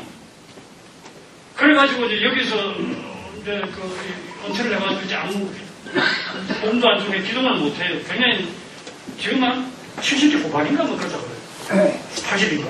그리고 충청도 어느 시골에서 지금 혼자 사시는데 기자가 찾아갔어요. 찾아가니까 굉장히 화가 나 있더랍니다. 내가 한국이 이렇게 변할 줄 알았으면은 내 청춘을 여기서 안 보냈다. 지금 자기가 보기에 한국은 돈밖에 모르는 진정들의 사회거든요. 70년대 그 가난할 때 그 인심 좋던 그 사회님이 아니다. 그리고 그 기사를 보면서 제가요, 굉장히 미안하더라고요. 한 외국인 순진한 순례를 내가 우리가 사기를 친 것 같아가지고. 그러니까 우리가 어떻게 되는지 잘 모릅니다. 후계자 입장에서 보면 한국 사회가 그만큼 전혀 다른 사회가 된 거예요. 여기 많이 느끼시지 않습니까? 지금 서울만 그런 게 아닐 거예요. 버스고 전철이고 타면요, 젊은이에서 절대로 자리 양보 안 했습니다. 지금은 70대 노인이 80대 노인한테 자리 양보했습니다. 앞에 빈자리가 하나 생겨서 노인이 앞에 서 있는데도 불구하고 안 할 것도 없이 쭈르륵하게 지가 앉아가 스마트폰 뒤다고 게임하고 있어. 그래서 이걸 우리는 윤리성의 문제라고 생각하는데 그게 지금 사회성의 문제죠. 지금은 우리 아이들이, 청소년들이 사람이 사람끼리 어떻게 살아야 되는지 근본적인 복종 부모들이 가르치지 않았어요. 부모들이 말로 가르치지 않았을 뿐만 아니라 부모들이 그런 삶의 모습을 새끼들에게 보여주지 않았어요. 이기심밖에 없어요. 애만 출자. 내 아이들만 좋은 대학 붙여주십시오 하면서 가까이 가서 맨날 기도하잖아요. 그럼 떨어지는 아이들 어떡해? 걔들 사람이 아닙니다. 또 그런 불공을 받아들이는 부처가 이 세상에 어디 있습니까? 그럼 그 장사꾼이지 그게 부처입니까? 뇌물 많이 주면 그 뇌물 부탁드려주면 그건 장사꾼이지 그게 어떻게 부처가 그런 짓을 할 수 있습니까? 결국 쉬운 이야기인데 그러니까 이게요 저는 뭐 자신 없는 이야기입니다. 저 자신도 실천하지 못하면서 우리가요 억울하고 가난하고 이런 사람들 좀 생각을 해야 되는 거예요. 그걸 합니다. 그 공고구마 이야기는 참 감동적입니다. 또 하나 뭐 에피소드가 굉장히 많아요. 돌아가신 뒤에 제가 들은 이야기가 들을 때마다 감격스럽습니다. 그 이웃에 어떤 할머니가 사장님이 사시던 되게 할머니가 행상을 하시는 분이었는데 달걀을 팔았거든요. 행상을 하시는 분이에요. 아이 등록금 하려고 이렇게 모아가지고 있다가 원주역에서 사람들이 좀 빈번하게 소매치기를 당한 거예요. 소매치기. 그래가지고 정당 아닙니까? 그래가지고 하소연 할 데가 없어. 그건 다 주장한다고 해결되는 것도 아니니까. 그리고 선생님한테 찾아왔더라니 찾아와가지고 눈물을 흘리면서 이렇게 되면서 얼마나 따뜻합니까? 장선생님이 자기가 뭐 돈이 있으면 도와줄 형편도 못 되고 장선생님은 평생을 자기 건드려 살았으니까 정수는 손님만 많이 오지 그러니까 이거 뭐 후학들한테 들은 얘기인데 그래가지고 부인 참 훌륭한 분이에요. 사모님이. 그리고 나중에 하나하나 뭐 밭에 텃밭에서 뭐 부성기 따다가 뭐 된장찌개 해주고 이러다 그것도 안 되면 나중에는 이제 뭐 그냥 화분 당장이 뭐 담당이 이렇게 명품을 붙인 그런 것도 먹을 수 있는 것들과 먹을 수 없는 것은 아니까 지금 사람들은 그런 것까지 따도 가지고 손님들 접대하고 그랬다고 굉장히 가난하게 사셨어요. 돌아가신 뒤에 성화 이런 거에 지금 저지해가지고 뭐 부자들 좀 사가지고 돈이 되고 하시면 살아있는 동안에는 성화를 돈으로 만드는 생각은 전혀 하실 분이 아니니까. 그런 부이니까 뭐 자기가 돈이 있어서 도와드릴 겁니까? 어쩔 겁니까? 할머니는 와서 그 딱한 사정을 이야기하는데 얼마나 기가 막힙니까? 그래가지고 잠시 생각하시다가 어떻게 하셨냐? 이런 것 같으면 어떻게 하겠습니까? 이 노인이 큰 노인도 아니죠. 60대 노인이 원주역에 가가지고 하루 종일 앉아있는 거예요. 다음날도 원주역에 가서 앉아있는 거예요. 그리고 원주가 좁은 바닥입니다. 원주가 좁은 바닥이고 무의당 선생이라 하면 대충은 알아요. 사람들이. 자세히는 몰라도 원주 사람들이. 그래가지고 한 일주일째 될 때 말이죠. 결국은 그 소매치기가 오더라는 거예요.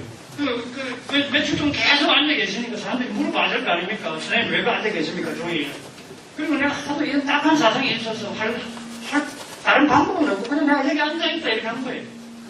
그리고 일주일 될 때 바로 그 소매치기가 결국은 이 선생님한테 온 거예요. 선생님 미안합니다 하면서 제가 죽일 놈입니다 이러면서 그래가지고 돈에 뭐 일부를 내놓더래요. 돈 다 쓰고 남은 거 이거밖에 없습니다. 네? 그래가지고 그 돈에다가 이제 그 제자들하고 좀 보태가지고 할머니한테 들었대요. 그 다음 이야기가 재밌습니다. 그 다음날 원주역에 나와가지고 그 소매치기를 찾아가지고 소주집으로 데려가서 소주를 한 잔 사주고 하시는 말씀이 내가 자네 영업을 방해해서 미안하다.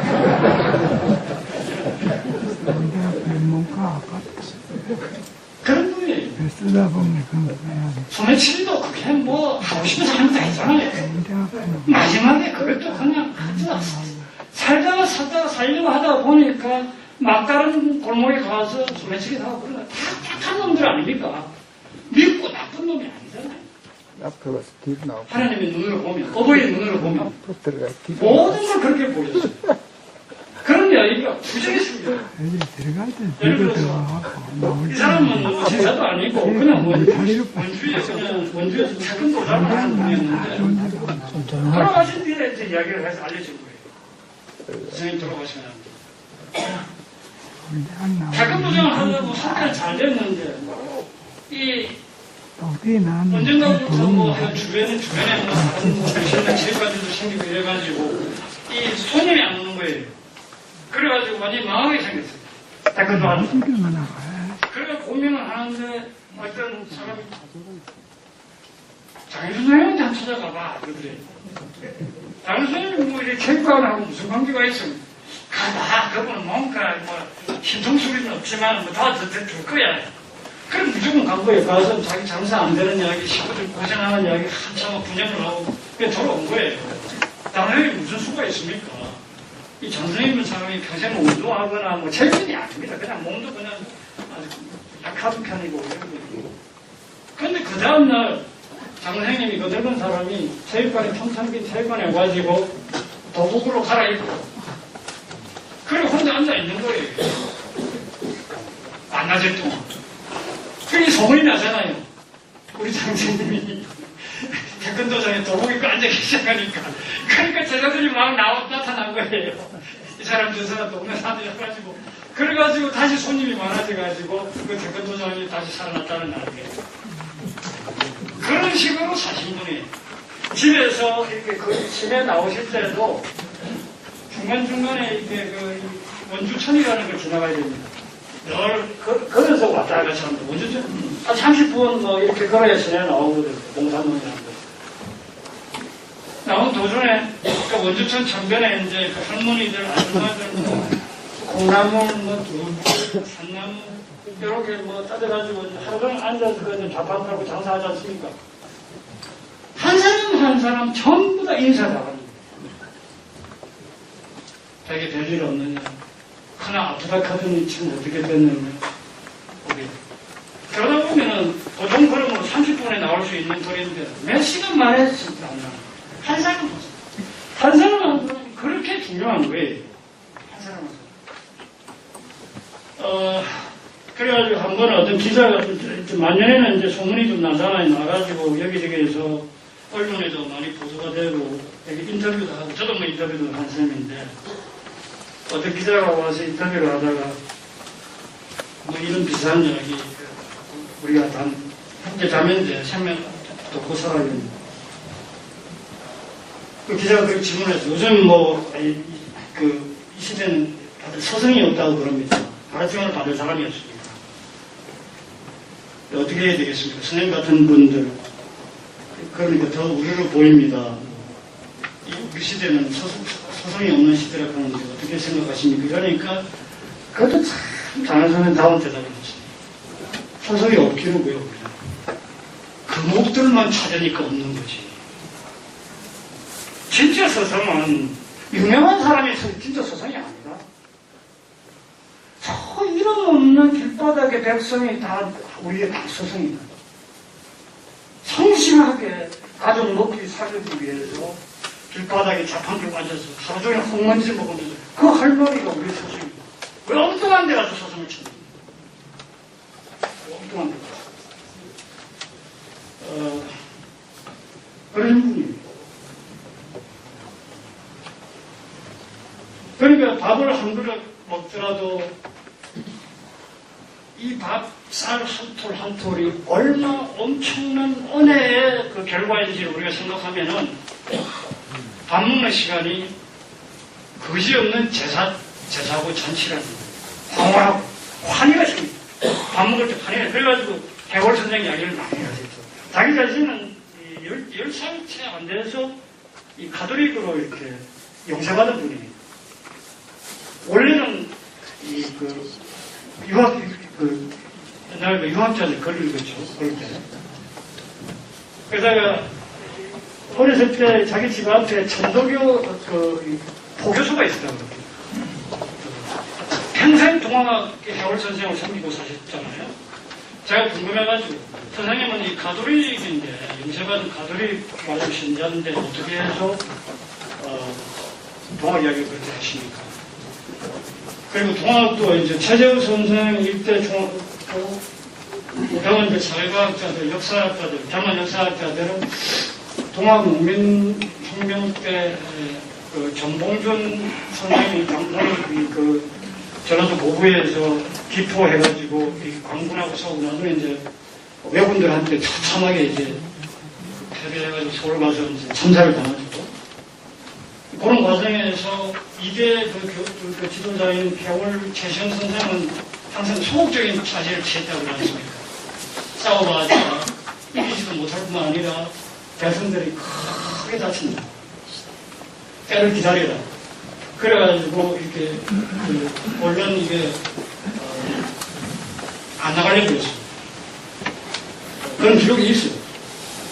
근데 물론 단순히 그렇게만 생각할 건 아니지만 그래가지고 한동안 특히 이제 젊은 이 지식인들에게서는 해월 선생은 별 주목을 못 받았어요. 해월 최재우 선생. 더군다나 최재우 선생은 한미한 그러니까 쇠퇴한 집안이긴 하지만 유생 집안은 하지만 유생 집안이죠. 육아예요. 최재우 선생은. 근데 이대 최시영은 무학자입니다. 방문은 못했잖아요. 그냥 그 공장에 직공하고, 종이 공장에 직공하고, 그런 배우지 못했습니다. 아니, 무식한 사람이에요. 그런데도 수은 최재우 선생이 자기 법통을 그 유식한 자기 제자들이, 기라성 같은 기자들이 많았는데도 불구하고, 그 무식한 최시영 선생한테 법통을 해줬잖아요. 그 이유가 있습니다. 해월 선생은 어쨌든 참 우리가 그 식민지 시대에 겪고 참 한새로운 역사를 많이 살아왔고 우리 근현대사를 보면 정말로 책을 던져버리고 싶던 그런 기분을 젊을 때는 많이 느꼈습니다만 그러나 이렇게 살펴보면요, 세계 역사상에서도 볼 수 없는 아주 고귀한, 정말 거룩한 정신을 가진 분들이 많았어요. 그 대표적인 분의 근세는 이제 장혜선 선생 같은 분이지만, 우리와 동시대는 해월 선생 같은 분들. 장혜선 선생님이 안 계셨더라면요, 해월 선생님의 존재는 우리가 모르고 살았어요. 그냥 수원 최재우, 전봉준 이런 식으로만 알고 넘어갔을 거예요. 근데 해월 선생은요, 절대로 자기를 드러내는 사람이 아니죠.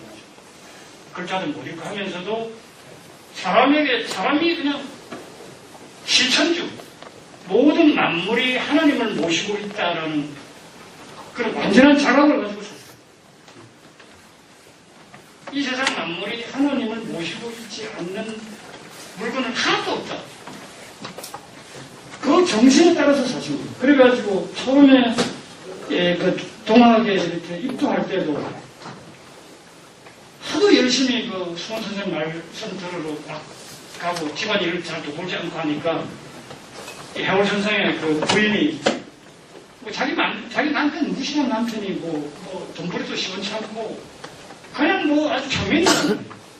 그런 내가 남편에 대한 뭐 별 동경심은 전부도 없었고, 근데 이 남편이 뭐 집안일도 잘 안 보고 그냥 동학에만 열심히니까 뭐 그딴 짓을 하느냐고 좀 집안일 하라고. 그런데 이 해월 선생은 자기 부인을 동학에 입도시키려고.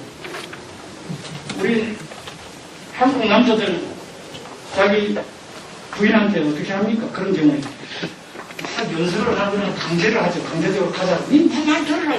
당신 내만 그게 아니에요. 부인한테 강국하게 권하다가 말 잘 안 들으니까 하여간 따라다니는 거예요. 동네 우물에 가서 빨래하는 데도 따라가가지고 여자들끼리만, 빨래라면 일종의 여자들끼리만 모여있는 성역이잖아요. 남자 출입 못하잖아요. 근데 거기 가가지고 남자가 나타나는 것도 이게 남자스러운데 다른 애들 보는 앞에서 자기 부인 보고 그래서 큰절을 한 거예요. 계속 제발 동학에 같이 입도합시다. 하십시다. 그러니까 부인이 남자스러워서 같이 들어간다는 거예요. 그러니까 절대로 제자들한테도 폭력으로 강압적으로 권하지 말아라. 정성을 다해서 섬기라. 섬기다 보면 언젠가는 내 편이 되고. 아주 고등가수죠. 고등가수. 이런 분이 없어요. 그러니까 최재우 선생님이 알아본 거죠. 근데 저는 장인수 선생 영향을 받아가지고 이 해월 선생 법문을 갖다가 법문집을 갖다가 어렵게 구해서 읽어봤어요. 정말 대단한 책. 굉장히 쉽게 써져 있습니다. 밥 한 그릇의 이치를 알면은 만물을 안다. 만사를 안다. 그런 얘기. 아까는 뭐또 설명했죠. 그 인도 철학의 핵심입니다. 그 이야기. 바가바기타에 나오는 얘기. 철권에 지금 저도 뭐 손님들한테 가끔 장난삼아 묻는데 절에 가면은 밥을 공양이라고 그러잖아요. 공양간이라고. 공양하셨느냐고. 손님들한테 무슨 공양이라는 말을 왜 씁니까? 절에서. 무슨 뜻입니까? 우리나라 손님들이 이 참선만 하고 공부를 안 해서 그런지 잘 모르더라. 그게요, 바로 이야기입니다. 공양이라는 말이 공희, 인도의 공희, 공희에서 온 희자. 바쳐서 희생한다, 희생물로 나를 희생물로 바친다는 뜻입니다. 공희. 그게 바가바기타의 힌두의 야수나라는 말, 번역한 말, 야수나라는 말이 밥이라는 말. 밥이라는 원뜻이 자기 희생이라는 뜻이에요. 우리말에 그 습관이 남아있잖아요. 니는 내 밥이야. 내가 네 밥이 돼줄게. 그 밥이 희생물이라는 뜻이에요. 밥이. 밥이라는 것이요. 그러니까 이게 그 밥이라는 게 꼭 무슨 쌀 이게 그 감자 이 밥이 아니라 사상 만물이 돌아가는 이치가 모든 존재가 다른 존재에 대해서 답이 되면서 순환해서 돌아오기 때문에 이 생명의 정체가 유지된다. 그걸 바가다 기타의 핵심쟁이처럼. 근데 뭐, 우리 혀를 선생님이 바가다 기타를 보셨겠습니까? 그냥 만물의 궁극적인 이치를 자기 마음을 맑게 함으로 살아내는 거예요. 그러니까 뭐, 광군에게 쫓겨가지고 끊임없이 도피 생활을 하루에 한 군데서 사흘을 앉아있지도 못하고 피신해야 되는 그런 피신의 생활을 계속 했잖아요. 그러니까 끊임없이 보따리를 쌓아야 했어요. 부대 풀자마자 보따리 쌓아 도망가고. 그래서 별명이 채보따리잖아요. 별명이 채보따리였습니다. 굉장히 그 친근한 말이죠. 그런데 일단 피신처에 들어가면 거기 구들부터 고치는 거예요. 마당부터 쓸고. 천주님이 사는 곳이다. 사람이 사는 곳이 아니라 천주님이 사는 곳이다. 사람들은 시골이 가난하고 살다 보니까 뭐 피곤하고 하니까 그냥 살림들 대충 그냥 어지러 놓고 산단 말이에요. 자기가 다 빨래하고 걸레질하고 구들부터 고치고 바로 몇 시간 후에 자기가 도망갈 그런 사람인데도 불구하고 늘 생활을 그렇게 하셨어요. 그런 그 기록과 자취를 언제 어디서부터 이분이 장 선생님이 알아내서 보셨는지 모르지만 그걸 막 감격스럽게 보신 거예요. 정감독에 보면 뭐 이렇게 무슨 이게 하여간 산분리 수분리 비산 비야 이런 이야기들 있잖아요. 아무것도 소리들 있잖아요.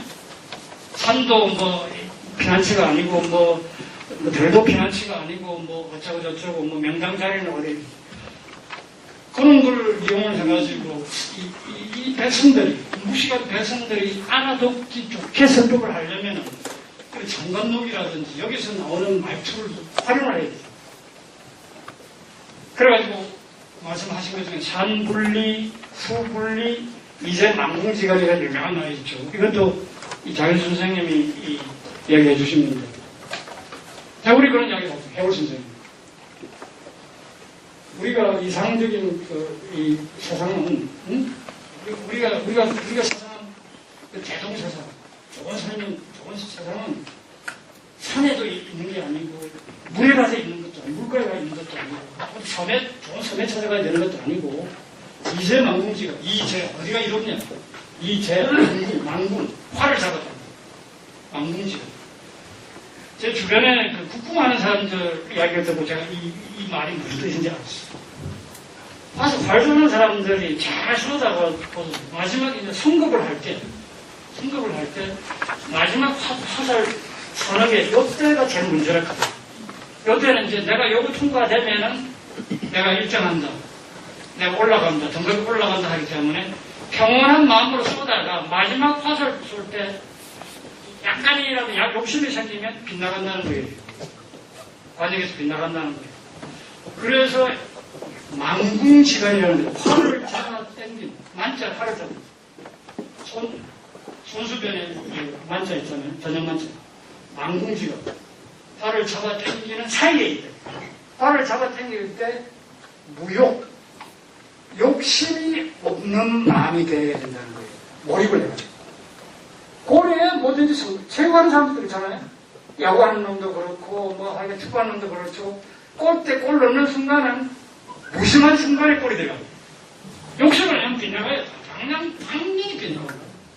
그 위치라는 거예요. 그러니까 결국은 사람이 욕심 없이 살 때 그게 천국이 있다. 행복이 있다. 이것은 사람의 일상적인 윤리에 관한 얘기일 뿐만 아니라 제가 보기에는 정치의 원리예요. 좋은 정치라는 것은 욕심이 없어요. 욕심이 없는 지도자에게 백성이 다 따라갑니다. 권력자가 욕심이 있으면요, 불안하죠. 제가 이 자리에서 이런 말씀을 드려서 될지 모르지만, 이 TK라는 이름으로, 저도 대구에 25년 살았어요. 내가 평생에 한 도시에서 이렇게 많이 사는 도시가 없습니다. 제 고향에서도 제가 고등학교 졸업하고 떠났기 때문에 18살에 저는 고향을 떠났거든요. 18살. 그리고 군대 생활을 하면서 또 어느 도시에서 살았고 서울에서 뭐 학교 다니고 대학 다니고 뭐 대학에 강사 생활 좀 하고 지금 서울에서 지금 한 20년 정도 살고 있네요. 근데 제일 많이 사는 데가 대구예요.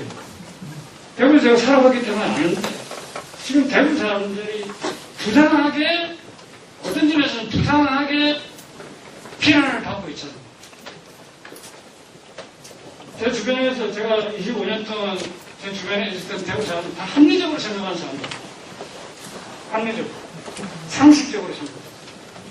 근데 이상하게 이게 선거 때마다 무조건 어떤 후보자가 속한 정당만 보고 그 사람들이 어떤 업적을 이뤘고 백성을 위해서 어떤 정치를 했고 그 사람들이 하는 약속에 합리성이 있느냐 없느냐 이런 걸 전혀 따지지 않고 무조건적으로 그냥 이러면요 어떤 정치가도 국민의 눈치를 살고 풀고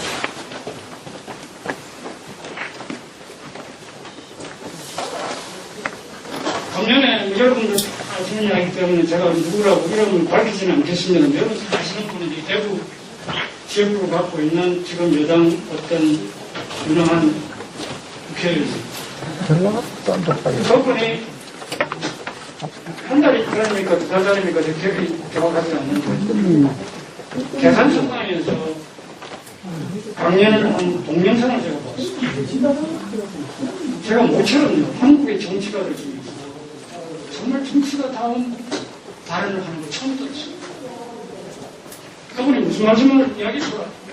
앞뒤에 무슨 이야기 했는지 모르겠지만 제가 본 제가 아주 감격하는 그 장면이 뭐냐면 자기는 제가 개인적인 얘기 때문에 정치 아무 생각이 없어요. 그런 것도 그냥 자기가 관계 없어요.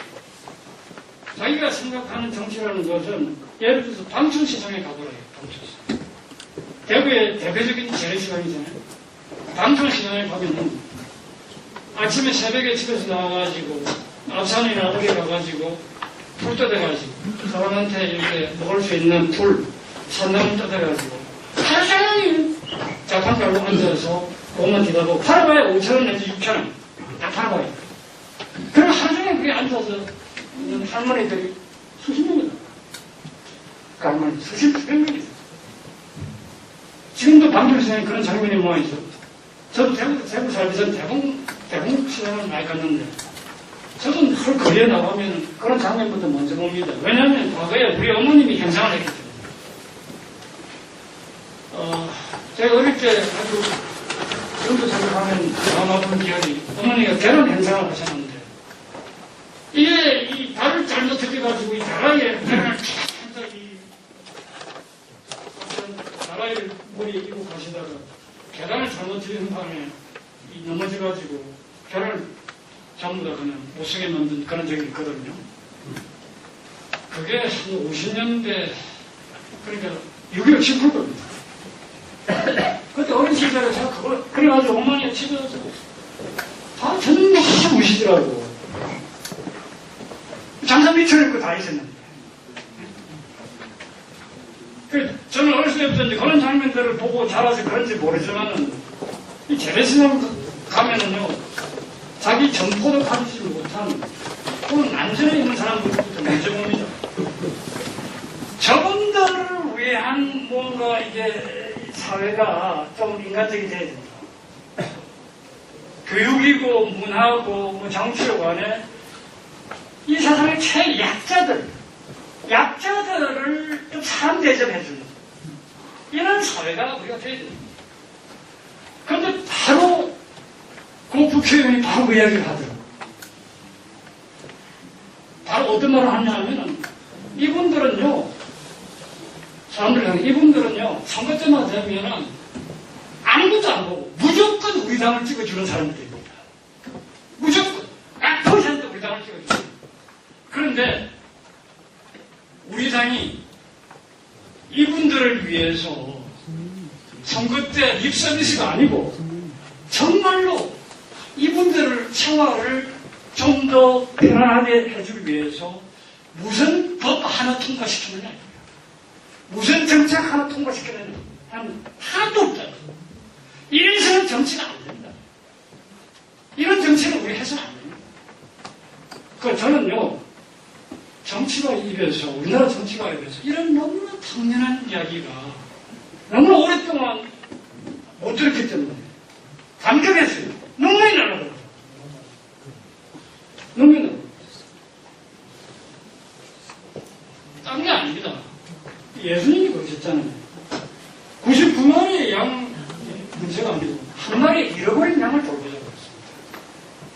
한 마리 잃어버린 양. 그러니까 제가 두 선수 얘기했는데 마지막으로 소극주의에 대한 설명을 조금 하고 끝을 내겠습니다.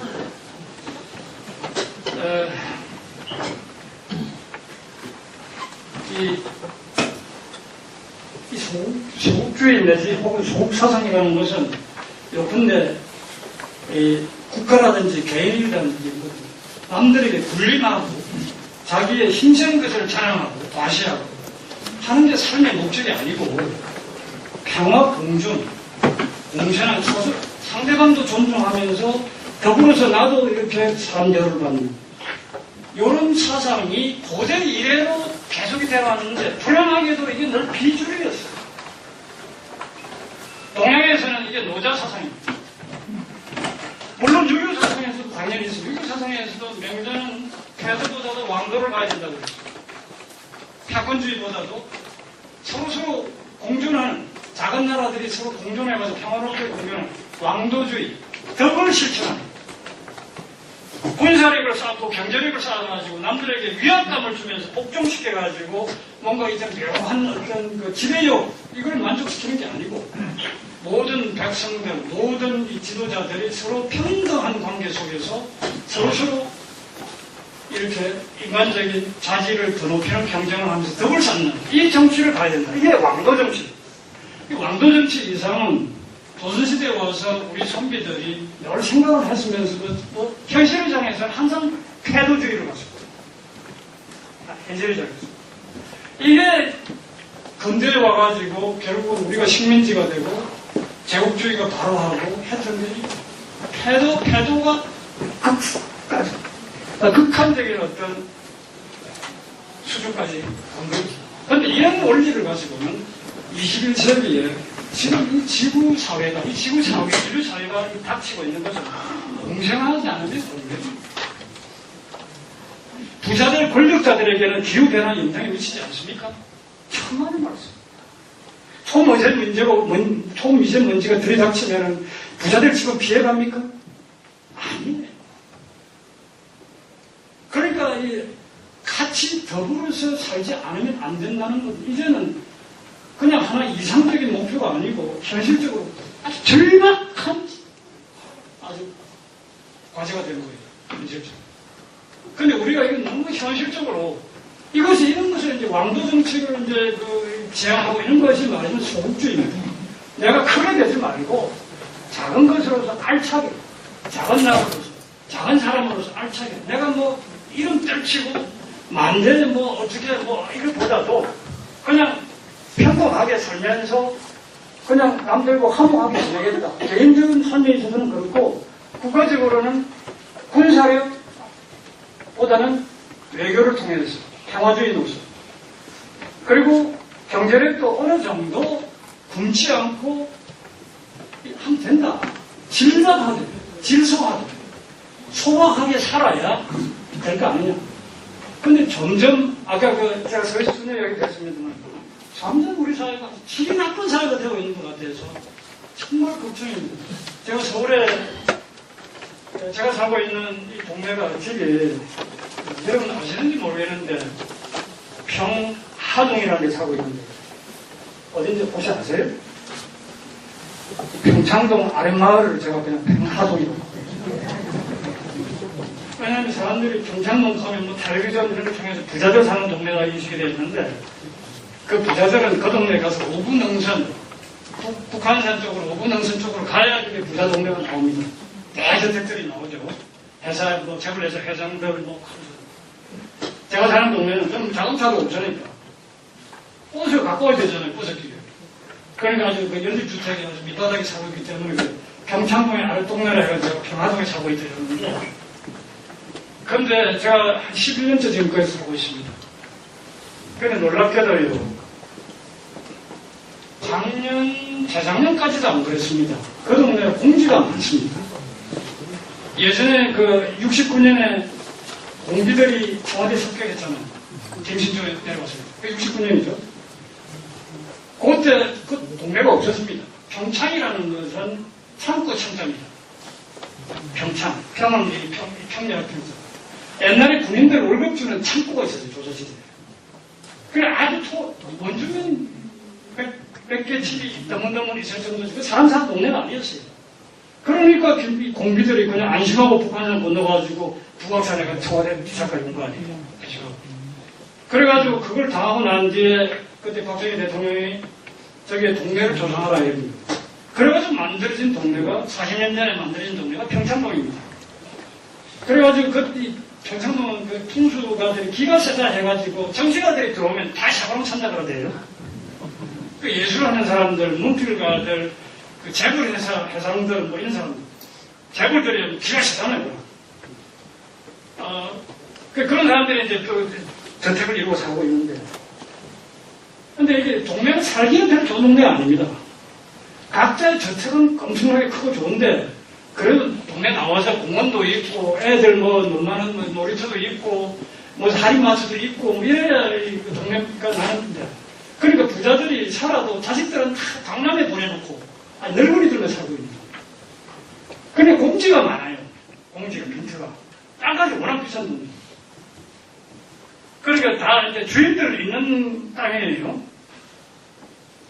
그런데 그동안에는 그 집이 들어서질 않더라고요. 공지가 되더라고요. 그래서 저도 이제, 나도 농수평론가 돈 줘보면 저 집 하나 짓나, 이런 허황한 꿈을 꾸고 있는데, 한 1년 반 전부터 그 동네 그 공지가 없어지고 있어요.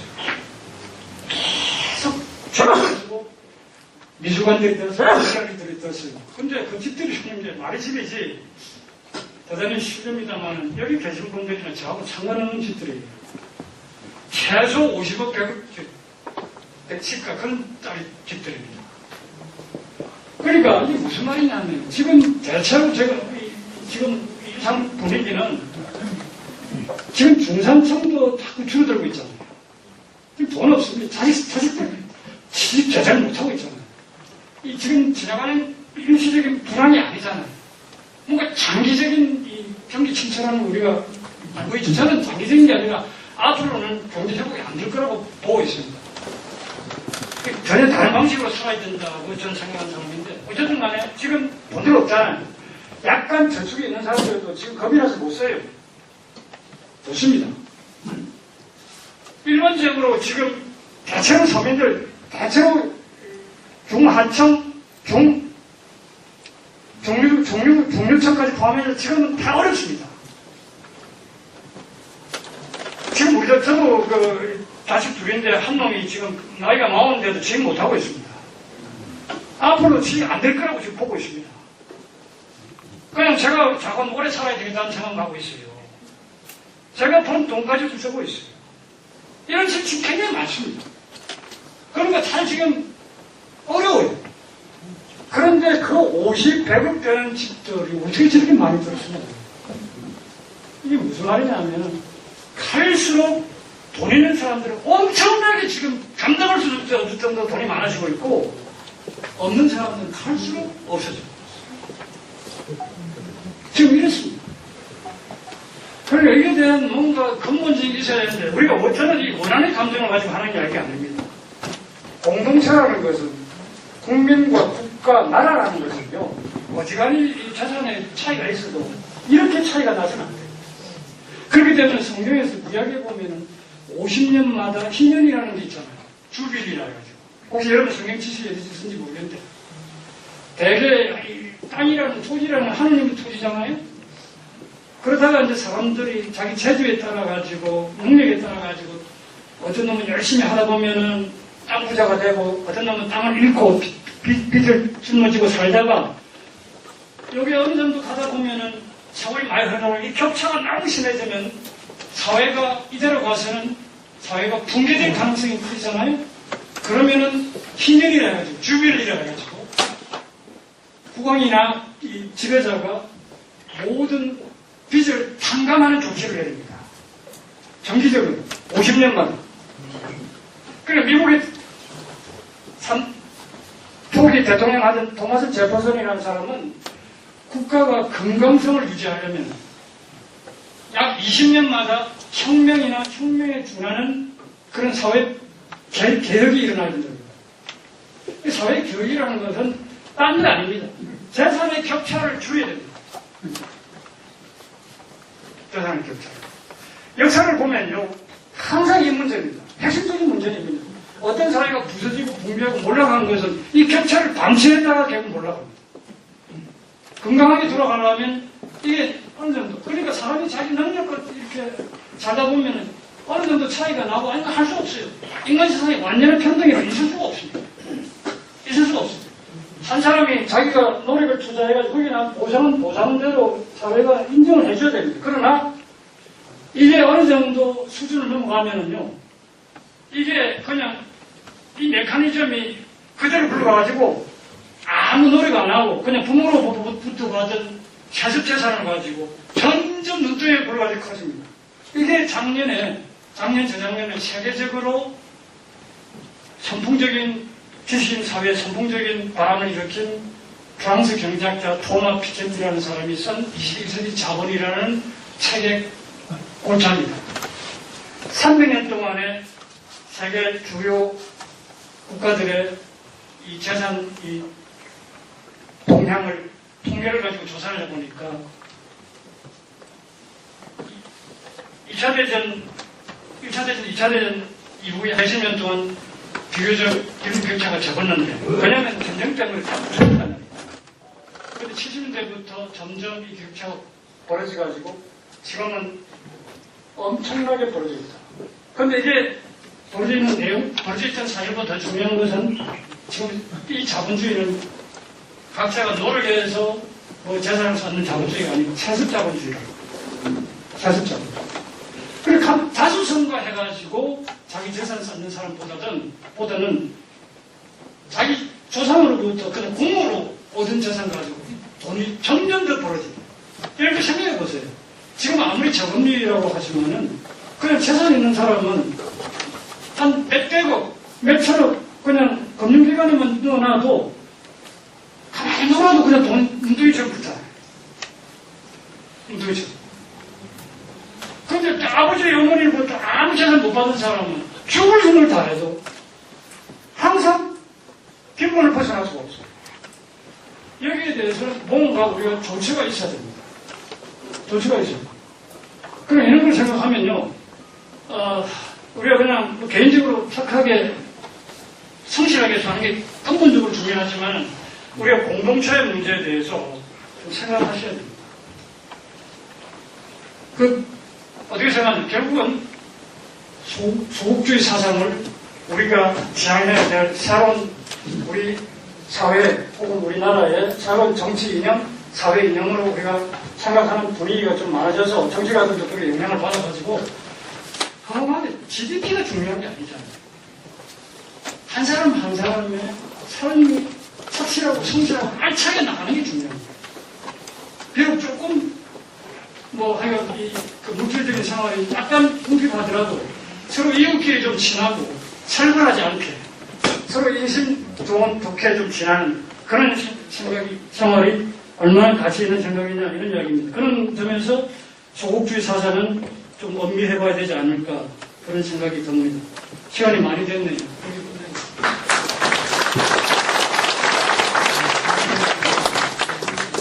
예.